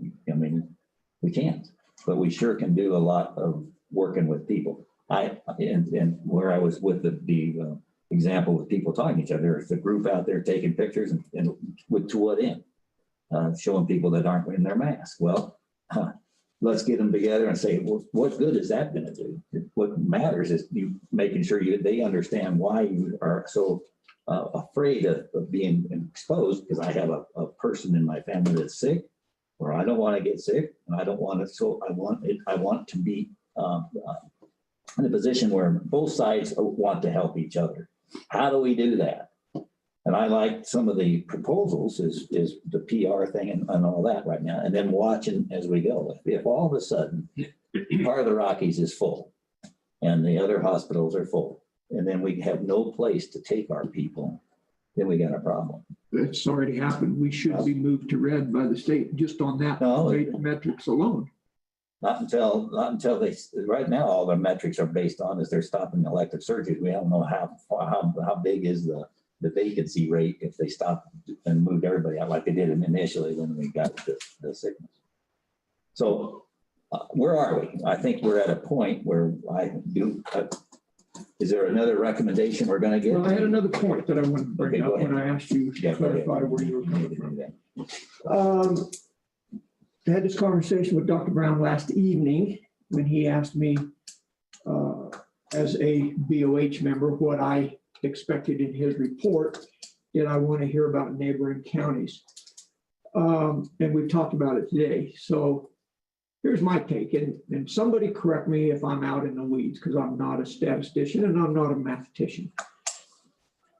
I don't care what the numbers are for any county. It's irrelevant until we boil that down to a percent so that we can compare our percent to other counties. It's ludicrous to say, well, Fremont County's tested 600 people in a week and we tested 16. So there are 55,000 people that live in that county. So that number means nothing to us other than they tested X number of people in a week. It has no bearing on us if we want to compare ourselves with neighboring counties. I agree. Let's talk about percentages. That's why the positivity rate is not, it's boiled down to percentages. Then we can look at another county. It doesn't matter how many people live in that I agree, county. but my point was, Tom, is they are testing a pool that people are going in that aren't sick. We don't know that. Yeah, we do. No, we don't. Yeah, we do, because from what I understand, the population that they've been doing, there are people that are not afraid that they're not showing signs. They are going in just to get tested. Okay. More than our people. Then you know more than I do, Well, because I went and got tested. I wasn't sick. Jay went and got tested. He wasn't sick. I got tested too. Were you sick? No. So we can't So, unequivocally our say. population, but from what at least is what I've been hearing from our test results, what was it, 80% of them test positive, and there's only 2 that don't, or 20% that don't. Yeah, Our basically, data is skewed. We can't compare ourselves. That's why I asked what the population size was. and they actually come out approximately the same as we do. But something that I didn't bring out today, and I've touched on before, Tom, in answer to your question, I think, is that we had a whole bunch of people who were sick and were not getting tested. Mhm. After the fact, they have come in because they got worried, like I told you for Thanksgiving, because there was so much, we're talking about communication. There was so much in the communication system saying, man, we are going to have so much problem here. And they came in at that time, and all of a sudden we have all these people who are positive. Well, they've been positive for a long time. They just never got tested. But all of a sudden now we have that. Now, totally agree with what you're saying. If there's no comparison in numbers. How could there be? Yeah. Yeah. Right. So, but the point is that their number of people per number of people tested, it was so much different. Understood. Okay. And we brought in this group of people who have been positive for a long time, and we were saying, man, we're doing great, when we weren't really doing so great. So there's not as much of a, you said yourself, I don't believe this is a spike. There's not as much of an elevation in reality now from what there was as it shows in the graph. If that, Okay. We have 64 counties in Colorado. yes, sir. We have the dubious distinction of being one of the 11 counties that have a positivity rate over 15%. Does that bother anybody in this room except me? Because I'm sure as hell bothered by it. I have been all along. Doesn't matter how we get to those numbers. Other counties are fighting the same damn battle. We are not unique. We can't say, well, yeah, but because of this. You don't think other counties are fighting the same thing? Yes, I did. Okay. So if they are, and we believe it, I think they are. I don't think we're unique to that. Tom, it still goes back to our, the data that they're making those percentages on. We've got 122 of 5,500 people that tested positive out of the population. That's 0.02. Okay, but you can't look at it that way because that's not what positivity rate I is. understand. Okay. And it's because that positivity rate's based upon the pool that were tested, and the pool of tested we don't know are representative of the other 4,000 people that have not. been Okay, tested. I appreciate what you just said. We don't know. That's You right. keep indicating that we do know No. that we've sampled this sick population. And I maintain we haven't. I wasn't sick. Jay wasn't sick.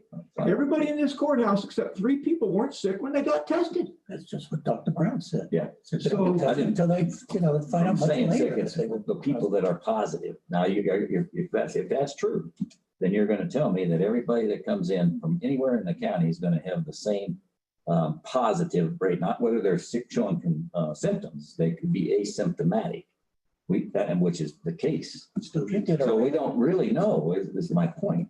So you don't think So, we've had a But random what sample? I do know, that's right. I don't think we have. There's no See, way. I think we have. So we look at it from 2 different perspectives. Well, that's, Let's say that we did, and I did a little calculation here, I'll share with you. Let's say we had 1,600 people come in and get tested. Based on your premise, you're going to say that then our positivity rate would go down. if that's true. Okay, all right. So we That's why we I'm, just look at things differently, that's all. Doesn't mean I'm right, doesn't mean I'm But wrong. your case numbers go way up. Pardon me? your positivity Positivity rate might go down, but your case Could go numbers up. go way up. Good.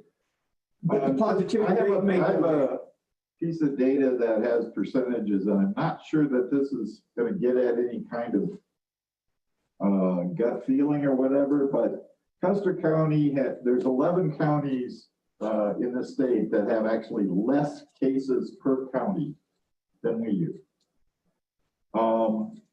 When you do it per 100,000 population, that levels everything out. Then there's only 5 that are less cases per 100,000 than we are. Right. So, I mean, and we're sitting here worried like crazy because of what's going on, and we're at 2.4% of the Right. counties infected. Mineral County is 4.8% of the counties. Cheyenne, 4.7. So we're at 2.8% of the county is infected or has been infected. And we're in a dire strait. So I would submit that, in a sense, you're right. It doesn't really matter what the positivity rate is other than, or why it is what it Right. is. What matters is we got a lot of cases in the county relative to our son. Exactly. Right. That's why I'm not really interested in talking about adjoining counties unless they are relatively the same size as us. And the only other reason I was caring is because that's where we get infected. I don't agree with that, but- People travel outside, Oh, yeah. bring it in. Sure, That's what happens. That's one of the ways That's why I we get cared infected, about of course. How Yeah. many people and what's the likelihood of our people being exposed because the population is, they're so huge. You know, I agree that's certainly, that's a That's why- transmission method of people But going then if outside. you want to have, you want to get a PR campaign going, say, don't go to Target down there, wait, go into Target for a while. Or wipe off the handle on a gas pump. Although I don't know if that matters outside, that's debatable. But anyway, that's why we got to understand so we can help give guidance, not kick somebody in the butt and arrest them if they don't stay out of Target. You know, that stay-at-home order was brutal. Yeah. No question about it, but it was damn sure effective. And that is my major concern. Right. We have so many people that are so high risk relative to a lot of the other counties.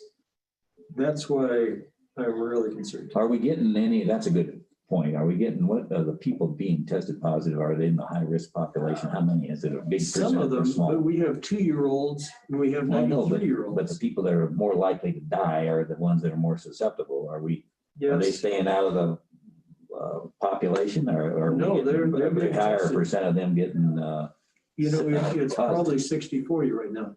I'm just, this is not a scientific, but I'm just looking at, in my mind, the ages of the population that were tested and were found to be positive. It's probably about 60-40. well, What is the 60? What is the 40? The 60 is the older people, of course, and the 40 is the less, the below 40, 2 to so the 45. more susceptible people are getting exposed more often? Not necessarily. No, That's what no. They are coming in to be tested because they are scared. they're, all right. But are they testing positive? Yes, Okay, yes. that's what I want. So let me kind of just bring this down to where I just see as a grassroots. We need to prioritize what is the purpose of what we're doing. Right. If the purpose is to take care of our businesses first and the health and safety of our people second, stay the course and do nothing. If it's the other way around, if it is to try and mitigate the sickness in this county, we heard from 2 experts tell us that one wonderful way to do that is to shut down the restaurants for in-dining and some other recommendations. It happens to be a different color. I don't care if you call it any color, like Dr. Gilbert said it earlier, call it any color you want. Bottom line is, we need to prioritize what is it that we feel is our most important task. And to me, it's the safety and health of the citizens of this county. And if some businesses have to suffer because of it, I'm really sorry. We didn't bring this coronavirus onto the county. It's here and it may be detrimental to your business. I'm very sorry. I wish there's something I could do to help you. And there is, and we're going to discuss it on Friday. Good point. I don't think it's either or. I think it's both, but something has to be done. Well, Okay, I think because if you you have to prioritize, you cannot prioritize 2 as the top. No, I didn't say that. I said, but you have to consider both aspects of what. Well, I'm going to implications of it. prioritize. That's fine. I'd recommend we have another Board of Health meeting before Christmas Eve day. I was gonna bring that up. We can bring it up now. We need to get through the vaccination thing. Oh, sorry, yeah. Let's make sure we get that public, because I agree, we have to keep, I don't care, I think we ought to meet weekly. Unless the Maybe every trend. 2 days, I don't care. Yeah, Well, we have been meeting at least weekly, and I think We that's sure have. probably responsible It's thing not to a do. bad thing. We have a 2-minute break, a 3-minute break before we move on. All right, let's take, I agree, let's take, Oh, we're moving to the vaccinations. yeah, That's why let's I take was 3. looking We're gonna for- move to the vaccination thing, and then we'll set up. May I read something really And quickly? because I do want an action would be to come back and implement. recommend. This is what I put out this morning. I don't know if you guys saw anything or not. Surrounding counties went through 2 to 3 weeks ago, which is why the hospitals are full. If you do not enable us to return to a much more healthy status, It will not help to blame someone else. The Board of Health is facing tough, multifaceted decisions. Please be ready to fully support the decision any way you can. Number one, we do not want people sick and in danger of death like they are in Fremont. We do not want to continue to live, quote unquote, under these conditions. Three, we do not want the state breathing down our necks, telling us what to do. The further restrictions, four, I would recommend to enable us to survive this upsurge within our state, forcing mandates are not fun for anyone. If you choose not to support your own community, you can and will make the situation worse. Where was that document posted, sir? That was supposedly posted on the webpage and Facebook. Once again, I don't do those things, and so I can't tell you whether it is or not. Okay. I think that's well written and appropriate. That's perfect, and that's what I'm talking about, is getting the word out. And I gave Having people isolation understand. definition. I mean, it's a whole, almost 2 pages here. What to do. I mean, just repeating, like Jay says, for the umpteenth time, and also some of the new quarantine instructions. So people have it there if they want to open it up and look at it. Okay. Thank Thanks. you. I'm sorry to hold you, Jay. All right, let's take 5 minutes here, or 3, if we can make it back in 3.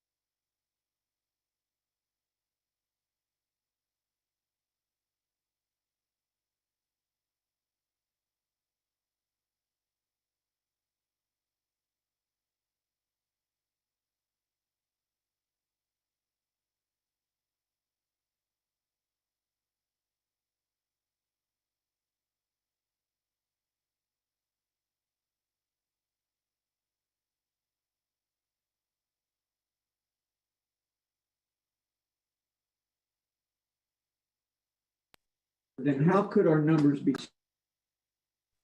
Know that, right? All right, we're back in business here, guys. So we want to conclude, we've been at it for 2 hours now. So let's move on to the last item and let's get a definition of where we, how we're doing with vaccination. Okay, in the vaccination preparation, as you guys know from yesterday, we tried to touch on all of the kind of major groups in the community so that we could, from those leaders, which is the same kind of basic thing that I wanted to have for advisories, you know, from the major groups of our community. So all that the Sheriff's Department showed up essentially for the tabletop testing training, and he actually contributed later on in the day. So even though he couldn't come online during the actual exercise, he did provide his numbers and people. And I think we have an excellent chance of getting all of our first responders, the kind of 1A classification, people who are potentially in direct contact, and a lot of it with COVID positive individuals. Those are the people at the highest risk. And then we go into the people who are very high risk because of, for themselves, getting sick because they are so weakened immunologically, their systems are so compromised. Those people, if we get the 100 doses that we've been promised by the state, and we're not going in the deep freeze, we're not going in something that after 120 hours wipes out and you can't use it anymore. We said, no, we don't want that situation. We want to go into the Moderna and be able to use it over a long period of time, be able to line our people up, give them vaccinations outside, you know, in the fresh air, so to speak, so they're not being Accidentally affecting each other. Exactly, inoculated, so to speak. Anyway, so they'll be driving by and go out and they will need to be sitting in their cars for at least 15 minutes because we have to watch them to make sure that they don't have a response that is a negative response. So we will be walking by and having people monitoring the people in the cars so that we don't have to have him raise his hand or something to be able to get. And can you get an EpiPen to them if they do? Oh, yes, we don't have EpiPens, but we do have I'm just making epinephrine, it yes, and we will. generalization, Yes, but you'll be able to handle it with. Yes, sir. Yeah. How did we get 100 anyway? What's the formula? Is it because we're 4,000 people and there's only Every small state got a minimum of 100. Every small counties, Yeah. but where did they draw the line? 5,000 or 20, 10? I'm sorry. How many? I don't know, but 100 is not very many. there are quite a few counties that got just 100. We're certainly not the Lone Ranger. Okay. So we are in good, even though the Lone Ranger didn't wear a mask. We're in good state. Over his mouth. But not over his mouth. You know, that guy, no wonder he was sick, huh? Horse turned white and everything else. But we are set up so that essentially all of the rapid, ready responder, first responder type of people who want to have the vaccine, nobody's forcing it, there's no restriction like that, are going to get it. How did he get the word out to the right people? Through their supervisors, through the heads of those groups. Now, we will be, Are they going to get a count right away? How does that work? you know, we will have a count as soon as those supervisors come back with the information. Okay, just a quick question. Then let's assume you hit 150 people wanting it. How do you prioritize who gets it? Because you start off with the first responders, those people who are going to be, by the nature of their profession, by what they do, puts them in direct contact potentially. So it really boils down to the supervisor prioritizing their own people. Because in the end, you could end up with 100 in the middle No, of the supervisor does not prioritize. The state has already prioritized. I know the prioritized who they are. I'm talking about the group. Now you got a bunch of sheriff. The first responders are whoever they are, and He there's 10 doesn't people. prioritize, sir. He actually asks them if they want the virus. It provides that list to Excuse me, the he public provides health. the list to Yeah, us. I understand. Everybody, You're missing the question. That list is given to you and you got 10 with this group, you got 4 with this group and 6 over here, and you end up with 100 somewhere. If in the middle of the last 5 doses, and there's still a group of 10 wanting it, who of that 10 get it? we So- we have enough doses to handle All of our people in that bucket. Exactly, Okay, exactly. so it wouldn't matter. And we have enough doses because a lot of the people are choosing not to get the vaccine. We will have doses. So it'll just keep going until you run out, but who you gonna give Actually, it to? you don't keep going. There's a certain amount that we will, in that category 1, I know it's divided into 1A and 1B. In the category 1, when we have taken all of our people who will take the vaccine, then some of that is going to go back to the state if we don't have enough people.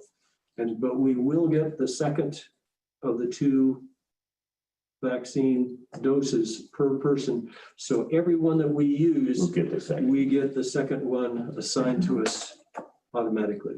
Tom? So as I understand it, though, the county is going to develop a priority list of groups You to know, get it that has- vaccine. Yeah, it has already been given to All us. This is what you will do. Yes. If, and you just said it wouldn't, but if we have more demand than 100 vaccines, I'm assuming that will be predetermined. Here's the first group's going to get it, second group, third group. The 6th group, there's 6 people that wanted it, but we're out of vaccine. Those 6 basically will have already been identified, correct? We're not going to do that in process. True. We're going to have this list of priorities and say, here's who's going to get it first, second, third, fourth, and fifth. I'm assuming the Board of Health will get that at some point, Yes, sir. right? Yes, sir. I don't know who makes that determination. Well, that's whether that's- why I asked the question of that 6. If you had enough, you were able to give 2 shots in that last group of 6. Who prioritizes those 2 guys? They just draw straws? We don't even have enough people in 1A, even if all the people wanted it.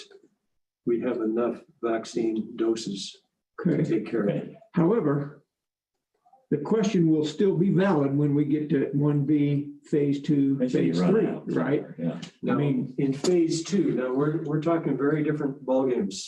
As soon as we get through 1A, 1B is going to be a little bit more, but because of certain incidents or even arrangements from out of county to take care of their people who are now hired in Chaffee County, it gives us more than what we need. Okay, it sets us up in good stead to take care of not only 1A, but 1B.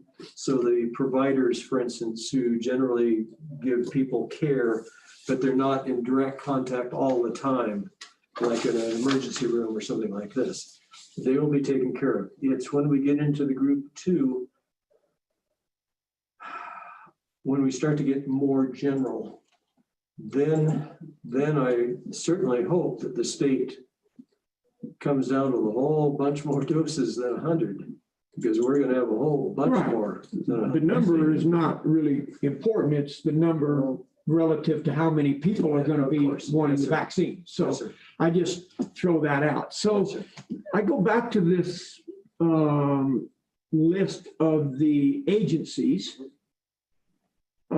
And who put those on there? Who made that decision?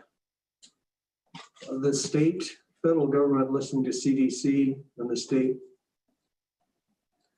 they're the ones, and they've sent out numerous. Federal government and then the state agreed and added or Yes, subtracted. yeah, the CDC essentially said, okay, these are the guys that are high risk. And so it was dictated to us, and then the doses were assigned. Okay. Yeah, it wasn't us requesting. It was what they said we would receive. All the military, did they get it or not? You know, that has not been published, but I have never seen any time when those defending our nation didn't get it first. Well, my question is, there people in the county that are active duty still? Right. And so I'm assuming, who do they get their shot from? The military. From the military. Military, right? Yes. So we don't have to worry about that No, first. no more than Heart of the Rockies clinic here in town. Okay, So back to this list, do you believe that that list is in a priority order No, that reflects the state no, the sections, federal guidelines? the sections are like the 1A is a priority. I mean, that's what has been established. And so then we for went the to, public, what is 1A? Is First responders. once again, those who are in contact, like a guy who's in the EMS, who's in the ambulance, and he has 2 COVID Are patients. they prioritize the ambulance or Yes. clinic doctors? So Yes. there's a group, Yes. so they step down. I Yes, just all of wanna those get on people the- are placed people in understand. that class of. There's other groups. That's Yes. just an Oh, example. Yes, I'm just giving you an example. So I look at this list, Valley's the first one listed. Okay. Does that mean that they are first on the priority list? No, Okay, all right, that's what I'm asking. they're just part of that group Okay. that was Is it prioritized. alphabetical on the list? No, I don't. How the list get built? No, That's not alphabetical. You have It's more back. doses than you need to take care of everybody on the whole list. On that whole list. So who's yes. prioritizing that for us? I guess it doesn't matter, right? You're gonna give every one of them a shot that wants it. Yeah, That's exactly right. Yeah, it's available to everybody. who All right. wants it. what percentage of the groups contacted so far want it? Just came out last night, so Oh, Yeah, it's, I doubt they've gotten any. I don't have, I'm sorry, I don't have that number, but I just overhearing Where'd you pull that up? Huh? one of the departments out of 30-some people or so, they had maybe 17. Shared it with. 17 out of 30? Yes, there were a whole Okay. bunch of people who did not want it. Is there a program in place to encourage many more of those 13 who don't want it to decide they want it? Because it almost does us no good if we have that immunize many. half of the population. Which That brings is- up a whole nother conversation. Yeah. What percent is gonna do us some good, but When- yeah, I don't know that there's been any No. thought given to how do we try to convince more people. encourage- Yeah, all it takes is one typhoid Mary, speaking to your point. Well, shoot, there are people who won't take normal vaccinations for the normal flu, so. probably- Yeah, I would, Oh, excuse me, I was applying to my nose. Sorry, sir, didn't mean to interrupt, but somebody was not being very friendly. Can you imagine? Okay. Yeah, I mean, that, where are we gonna say, man, we feel good about the number of people who got tested? Yeah. What's that number look like? well, one thing we might want to do is have a tabletop broadly for everybody to say, okay, we're getting ready to do the vaccine. Does anybody in the public have any comments, question, or whatever? And give them all the information that we possibly can with respect to it so they can decide if they're on the fence. Right. There's a bunch, for whatever reason, Back to education. basically won't do it, period. But generally, the number of people has been going up over time in the country, so maybe we can get it to go up over time. Another tabletop, a sequence of tabletops is planned so that each group has a feel, gets more information, gets a chance to be listened to. Yes, it's not just this one tabletop. And even in that little not random, but even that small sampling of a group yesterday, that question was already asked. Oh, yes. How are we gonna convince people to take this vaccine? It's in the test this afternoon. It's included. Go ahead. For Pueblo County, and I know we're not comparing county, I'm just giving you statistics. 65% of the 1A group in Pueblo will receive the vaccination. All right, so what, I see the spreadsheet with the 1As and the point of contact. So I assume that the point of contact is gonna go fill out the spreadsheet with the people that need the shots. Is That's that what right? they've been asked to do, yes. Right, and then that number you claim is less than 100, Yes. given the full P. And so Yes. then we're gonna make sure those people, the supervisors are gonna encourage them to get the test. Yes. We don't have to put it in the newspaper. We don't have to do anything like that. Now, when you get to the next level, then we're gonna have to get the population involved. Then we're gonna have to come up with a way of trying to get them to take the vaccine. We're inundated. Do it first. May I go on record to say, I don't have to say it, it's very clear. Elected officials are not on that list, so we will not be taking it first. Yeah, thankfully, you guys are not We're not daily critical. basis in contact with active COVID people. Well, but in the, put us in the population, so we gotta figure out how the population gets A prioritized. positive role model sense. Yes. It would be good for you guys to do Right. the lead for group 2. Tell you, group 2, we don't have any idea. I doubt we'll be in group 2. I imagine we'll be considered general public. Yeah. I say that with a smile under my mouth. Never mind, I won't talk about age. Oh dear. Yeah, I won't comment about that. But anyway, so it is set up so that people can move through, be observed for the next 15 minutes at least. And if there's any question at all, they're not going to be turned loose out of the parking lot. So we'll be watching them. So when is V hour, V day, We don't don't know know. We yet, don't have the they're not- vaccine yet. and you're ready to take it whenever it's Yes, sir. released and Absolutely. act instantly. We have the space in our freezers and refrigerators to be able to handle things. And we have the needles because the vaccine itself comes with the individual needle, everything that's What's the necessary. shelf life on the Madera stuff, supposedly? Oh, it's a long time. We're not talking about 2 days. Once it's thawed, I think it's 30 days, Is it if it's kept cold. in a regular refrigerator? It's stored frozen in -20, regular freezer. Refrigeration, I believe, is at least 2 weeks, if not 30 days. I'm pretty sure it's 30 days. So once you thaw it, you can keep it in the fridge. But it's not 120. So guys could have second, reason I brought it up, guys could have second thoughts. I didn't get it. Now, 2 weeks later, I better go get it. Well, that Well, that's gonna vaccination happen a lot when you period, think about it. yeah, but that because- vaccination period is probably not gonna last that long, That's is right. it? That's right. From the discussion yesterday, it's gonna be, we're gonna start today and we're gonna end. Well, I know, but if people opt out, is what I'm saying, they don't want the shot, and then all of a sudden he changes his mind, are we able to put it around for a week or two, and then Maybe give them a shot later? or in some limited time frame, people would ultimately be going to Walmart to get it. But Right.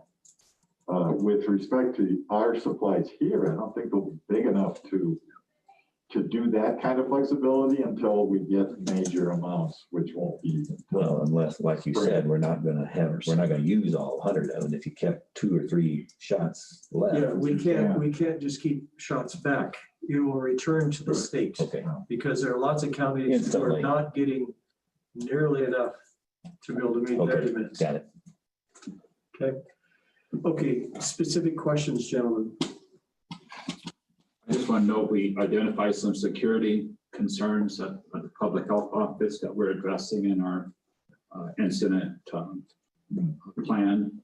Meaning, So, you're worried about them breaking in, then, My recommendation, well, we're considering, we don't want to talk publicly about everything we're considering, but the 2 things that we are considering is a camera system so that the grounds can be monitored. And then the second one recommendation is that we install an alarm system within the building. in the next 2 days. We need to do it soon.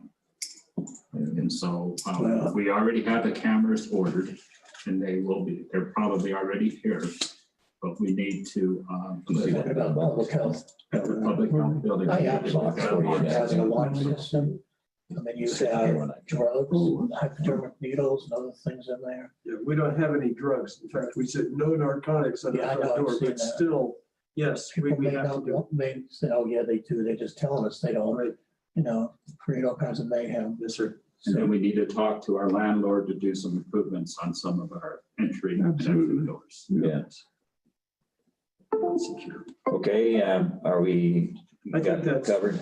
pretty well covered. So I just need to make a statement here. I know it won't be very popular with everybody in the room, but I think for the public, because we certainly have had a feel for how things hit Facebook and go wild We do not know when we're going to get this vaccine because it's not even been approved by the FDA. Is that a true statement? We can all make statements about, oh, it's going to be here day after tomorrow, Pfizer? but we do not know that. Oh, okay. Moderna has Oh, it not hasn't been approved. No, not been approved. Not today, as far as you all know As right now. far as when I came into the meeting, it had not been approved. But it won't be approved by the FDA until at least Friday, probably. So it's just a committee that's doing it. Right. But none of us can unequivocally say, we're going to have the vaccine here by next Wednesday. Right. That's ludicrous. We just can't say that. So whenever we can get it, it's when we're going to get it. We have nothing to say about that. That's right. Yes, sir. I'm done. Thank you, sir. Okay, thanks. All right, Jay. Okay. Okay, then I would suggest we have schedule our meeting for the 23rd at 10. We already got a meeting scheduled at the end. I just went through that today. I thought it was later than 10. Nope, sent out the, Oh, That's the justice, that's the 23rd. well, then let's do it after it then. that's what I would say, 1 o'clock. If we try to set at 11, you know that meeting will go All wrong. right, let's set it at 1. Because we haven't met for 3 months. We'll do it at 1. I thought that was a later meeting, Tom. I didn't read it right. So BOH, 1 o'clock. This on the 23rd, I'm sorry. Yeah, the 23rd BOH meeting, and we'll have the status, because we care, and we're looking at what we are, and we're gonna have that discussion on the enhancements that you've already brought some up, but based on the status and where we are, if there's anything else we need to do to consider, let's talk about that. Got a question I want to throw out too, whenever you're done. Yeah, did you have anything else that we mentioned? Adrian, did you gonna be able to help bring in some not statistics, but you mentioned the training and. Yes, we have a team that's preparing a plan to come alongside public health. Okay, this might want to status that. The incident support plan, and that should be ready to go in the next 2 days. All right, and go ahead. So county had was earmarked $434,000 for CARES Act Coronavirus Relief Fund dollars. We haven't expended all of that yet.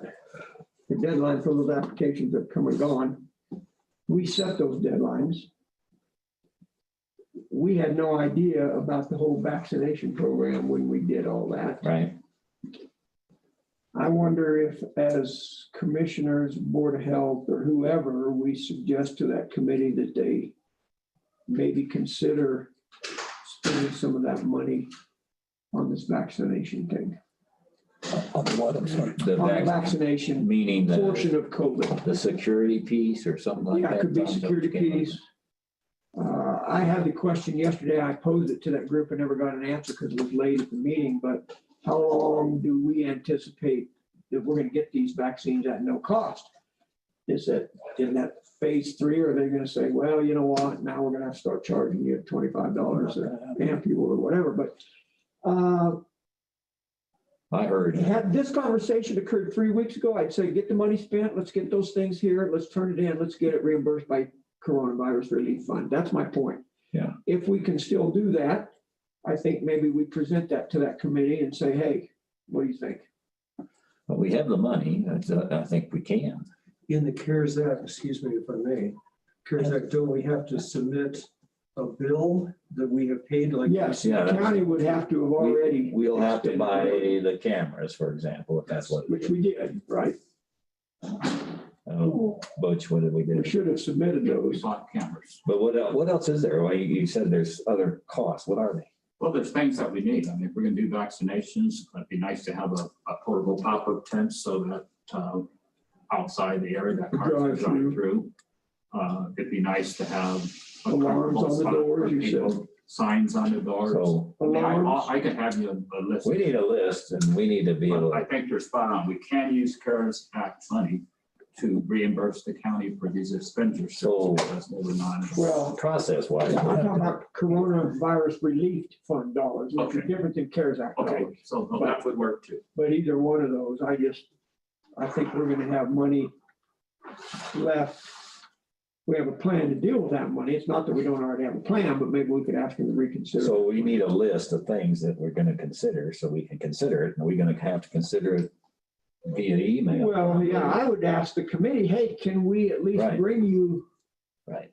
the expenses? Would you consider reimbursing them? We can do Because that we on can the- incur the expenses, right? Fairly quickly. But yeah, you're right, Doug Brown. We have to incur the expenses first. And when would you like that? Well, we meet Friday. Okay, I will have you a list of times. Yeah, what time was that Friday? And unfortunately, and it may not work because we're so late in the ballgame. If public health or OEM just went out and bought those and they weren't in your budget, then we're fine. But if you have to come to the commissioners and say, we need approval to buy these things, that's not going to happen by Friday. What time is that meeting Friday? I have some available funds that I can spend. Yeah, as long as it has not been budgeted, which I know you haven't been budgeted for this because we didn't know vaccines were going to occur. Because we got that pace thing. You have a too. question back there. Just a thing. We have someone from Zoom. Okay, we're gonna open it up here and then we're not done with it. Just thought, I don't know, maybe we can have a conversation, but What time on Friday? what's that? The CARES, CBRF is at 9. And I have one more statement. A member of the public inquired about our program to help families that are isolated. And so we did go back and look at what was presented back in July. And so I am working with Human Services and with the Veteran Service on this and with the I MRC. was gonna say, that's what MRC started with back in those days was. Okay. Yeah, and so we are working with them to make that happen. All right, we're gonna go into an executive session. We're done. We need to ask the public for some comments. I think there's a couple. Is there a couple out there? I don't see it. Where is it? It's the EPR coordinator. Okay, whoever that is. Hello, Mr. Okay, Chairman, there. All right, go ahead, Cindy, right? whoever that is, that's I great. didn't Yeah, know, I was looking, all I have is I don't even have it on the screen, so I'm trying to. I'm just kidding you. For the There, I see it. now. CARES Act, extra CARES Act money for our COVID relief fund, I would like to also consider paying some of our MRC people that are doing the contact tracing and contact investigation. They have been working tirelessly with trying to keep our county to a minimum. Good point. The problem we have, Cindy, is we shut it down and there's no new applications coming in. Now we can consider, and we've got already earmarked some of the, what may be left already. We'll have to see. We'll have to discuss that. But let's hear your suggestion, and we've got to spend the money to get it back. So we'll have to look at it. Anyway, thank you. Do you need the request in writing? We need to have it to the county and let's convince to pay it first, and then we'll go to the committee. That's how it works. So you brought it up here. That's a good point. Okay, thank you. Yeah, I couldn't go straight to the committee. Can't go straight to the committee. It's got to go through us. We got to pay it. All right.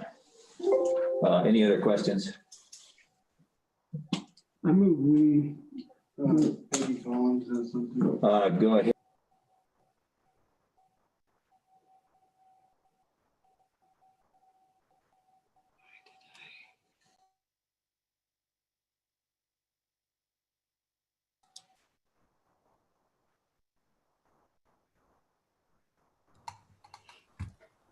Can you hear me now? Can you hear me?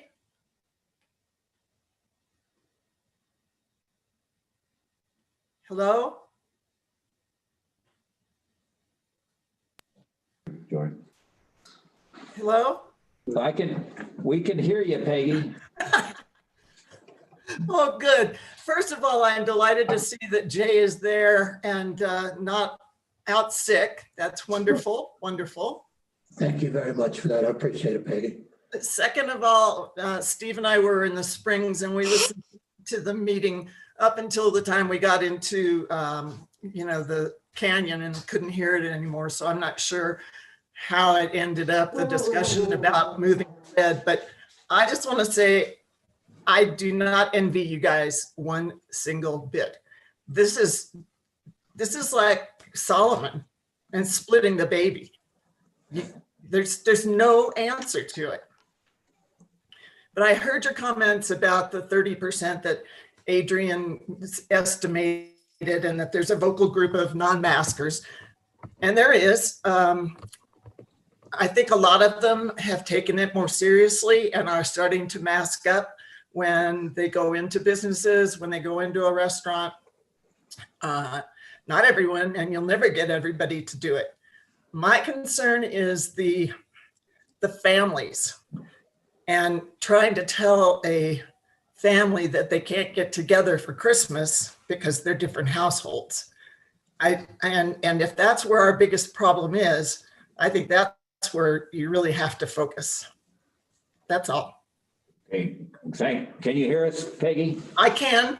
Okay, good. Well, thank you for your comments, and we did have that discussion, and I guess our next meeting, we're gonna come up with what the plan is on how we're gonna approach the population that's most effective, which is in that case, the families and the other recommendations that we discussed earlier. We'll see what happens, but tune in on Wednesday. Next Wednesday? Yeah, at 1 o'clock. We're 1 gonna have o'clock? another All right, meeting. and I'll email you some suggestions. Okay, you can email us on that. It'd be great. Thanks, guys. Thank you. Yeah, thanks for the comments. Anybody else? We need to get into an executive session. If not, I would move that we move to executive session for legal advice under Colorado Revised Statute 24-6-402 sub 4 sub B. got a second? I'll second it. Been moved and seconded. Thank you, Dr.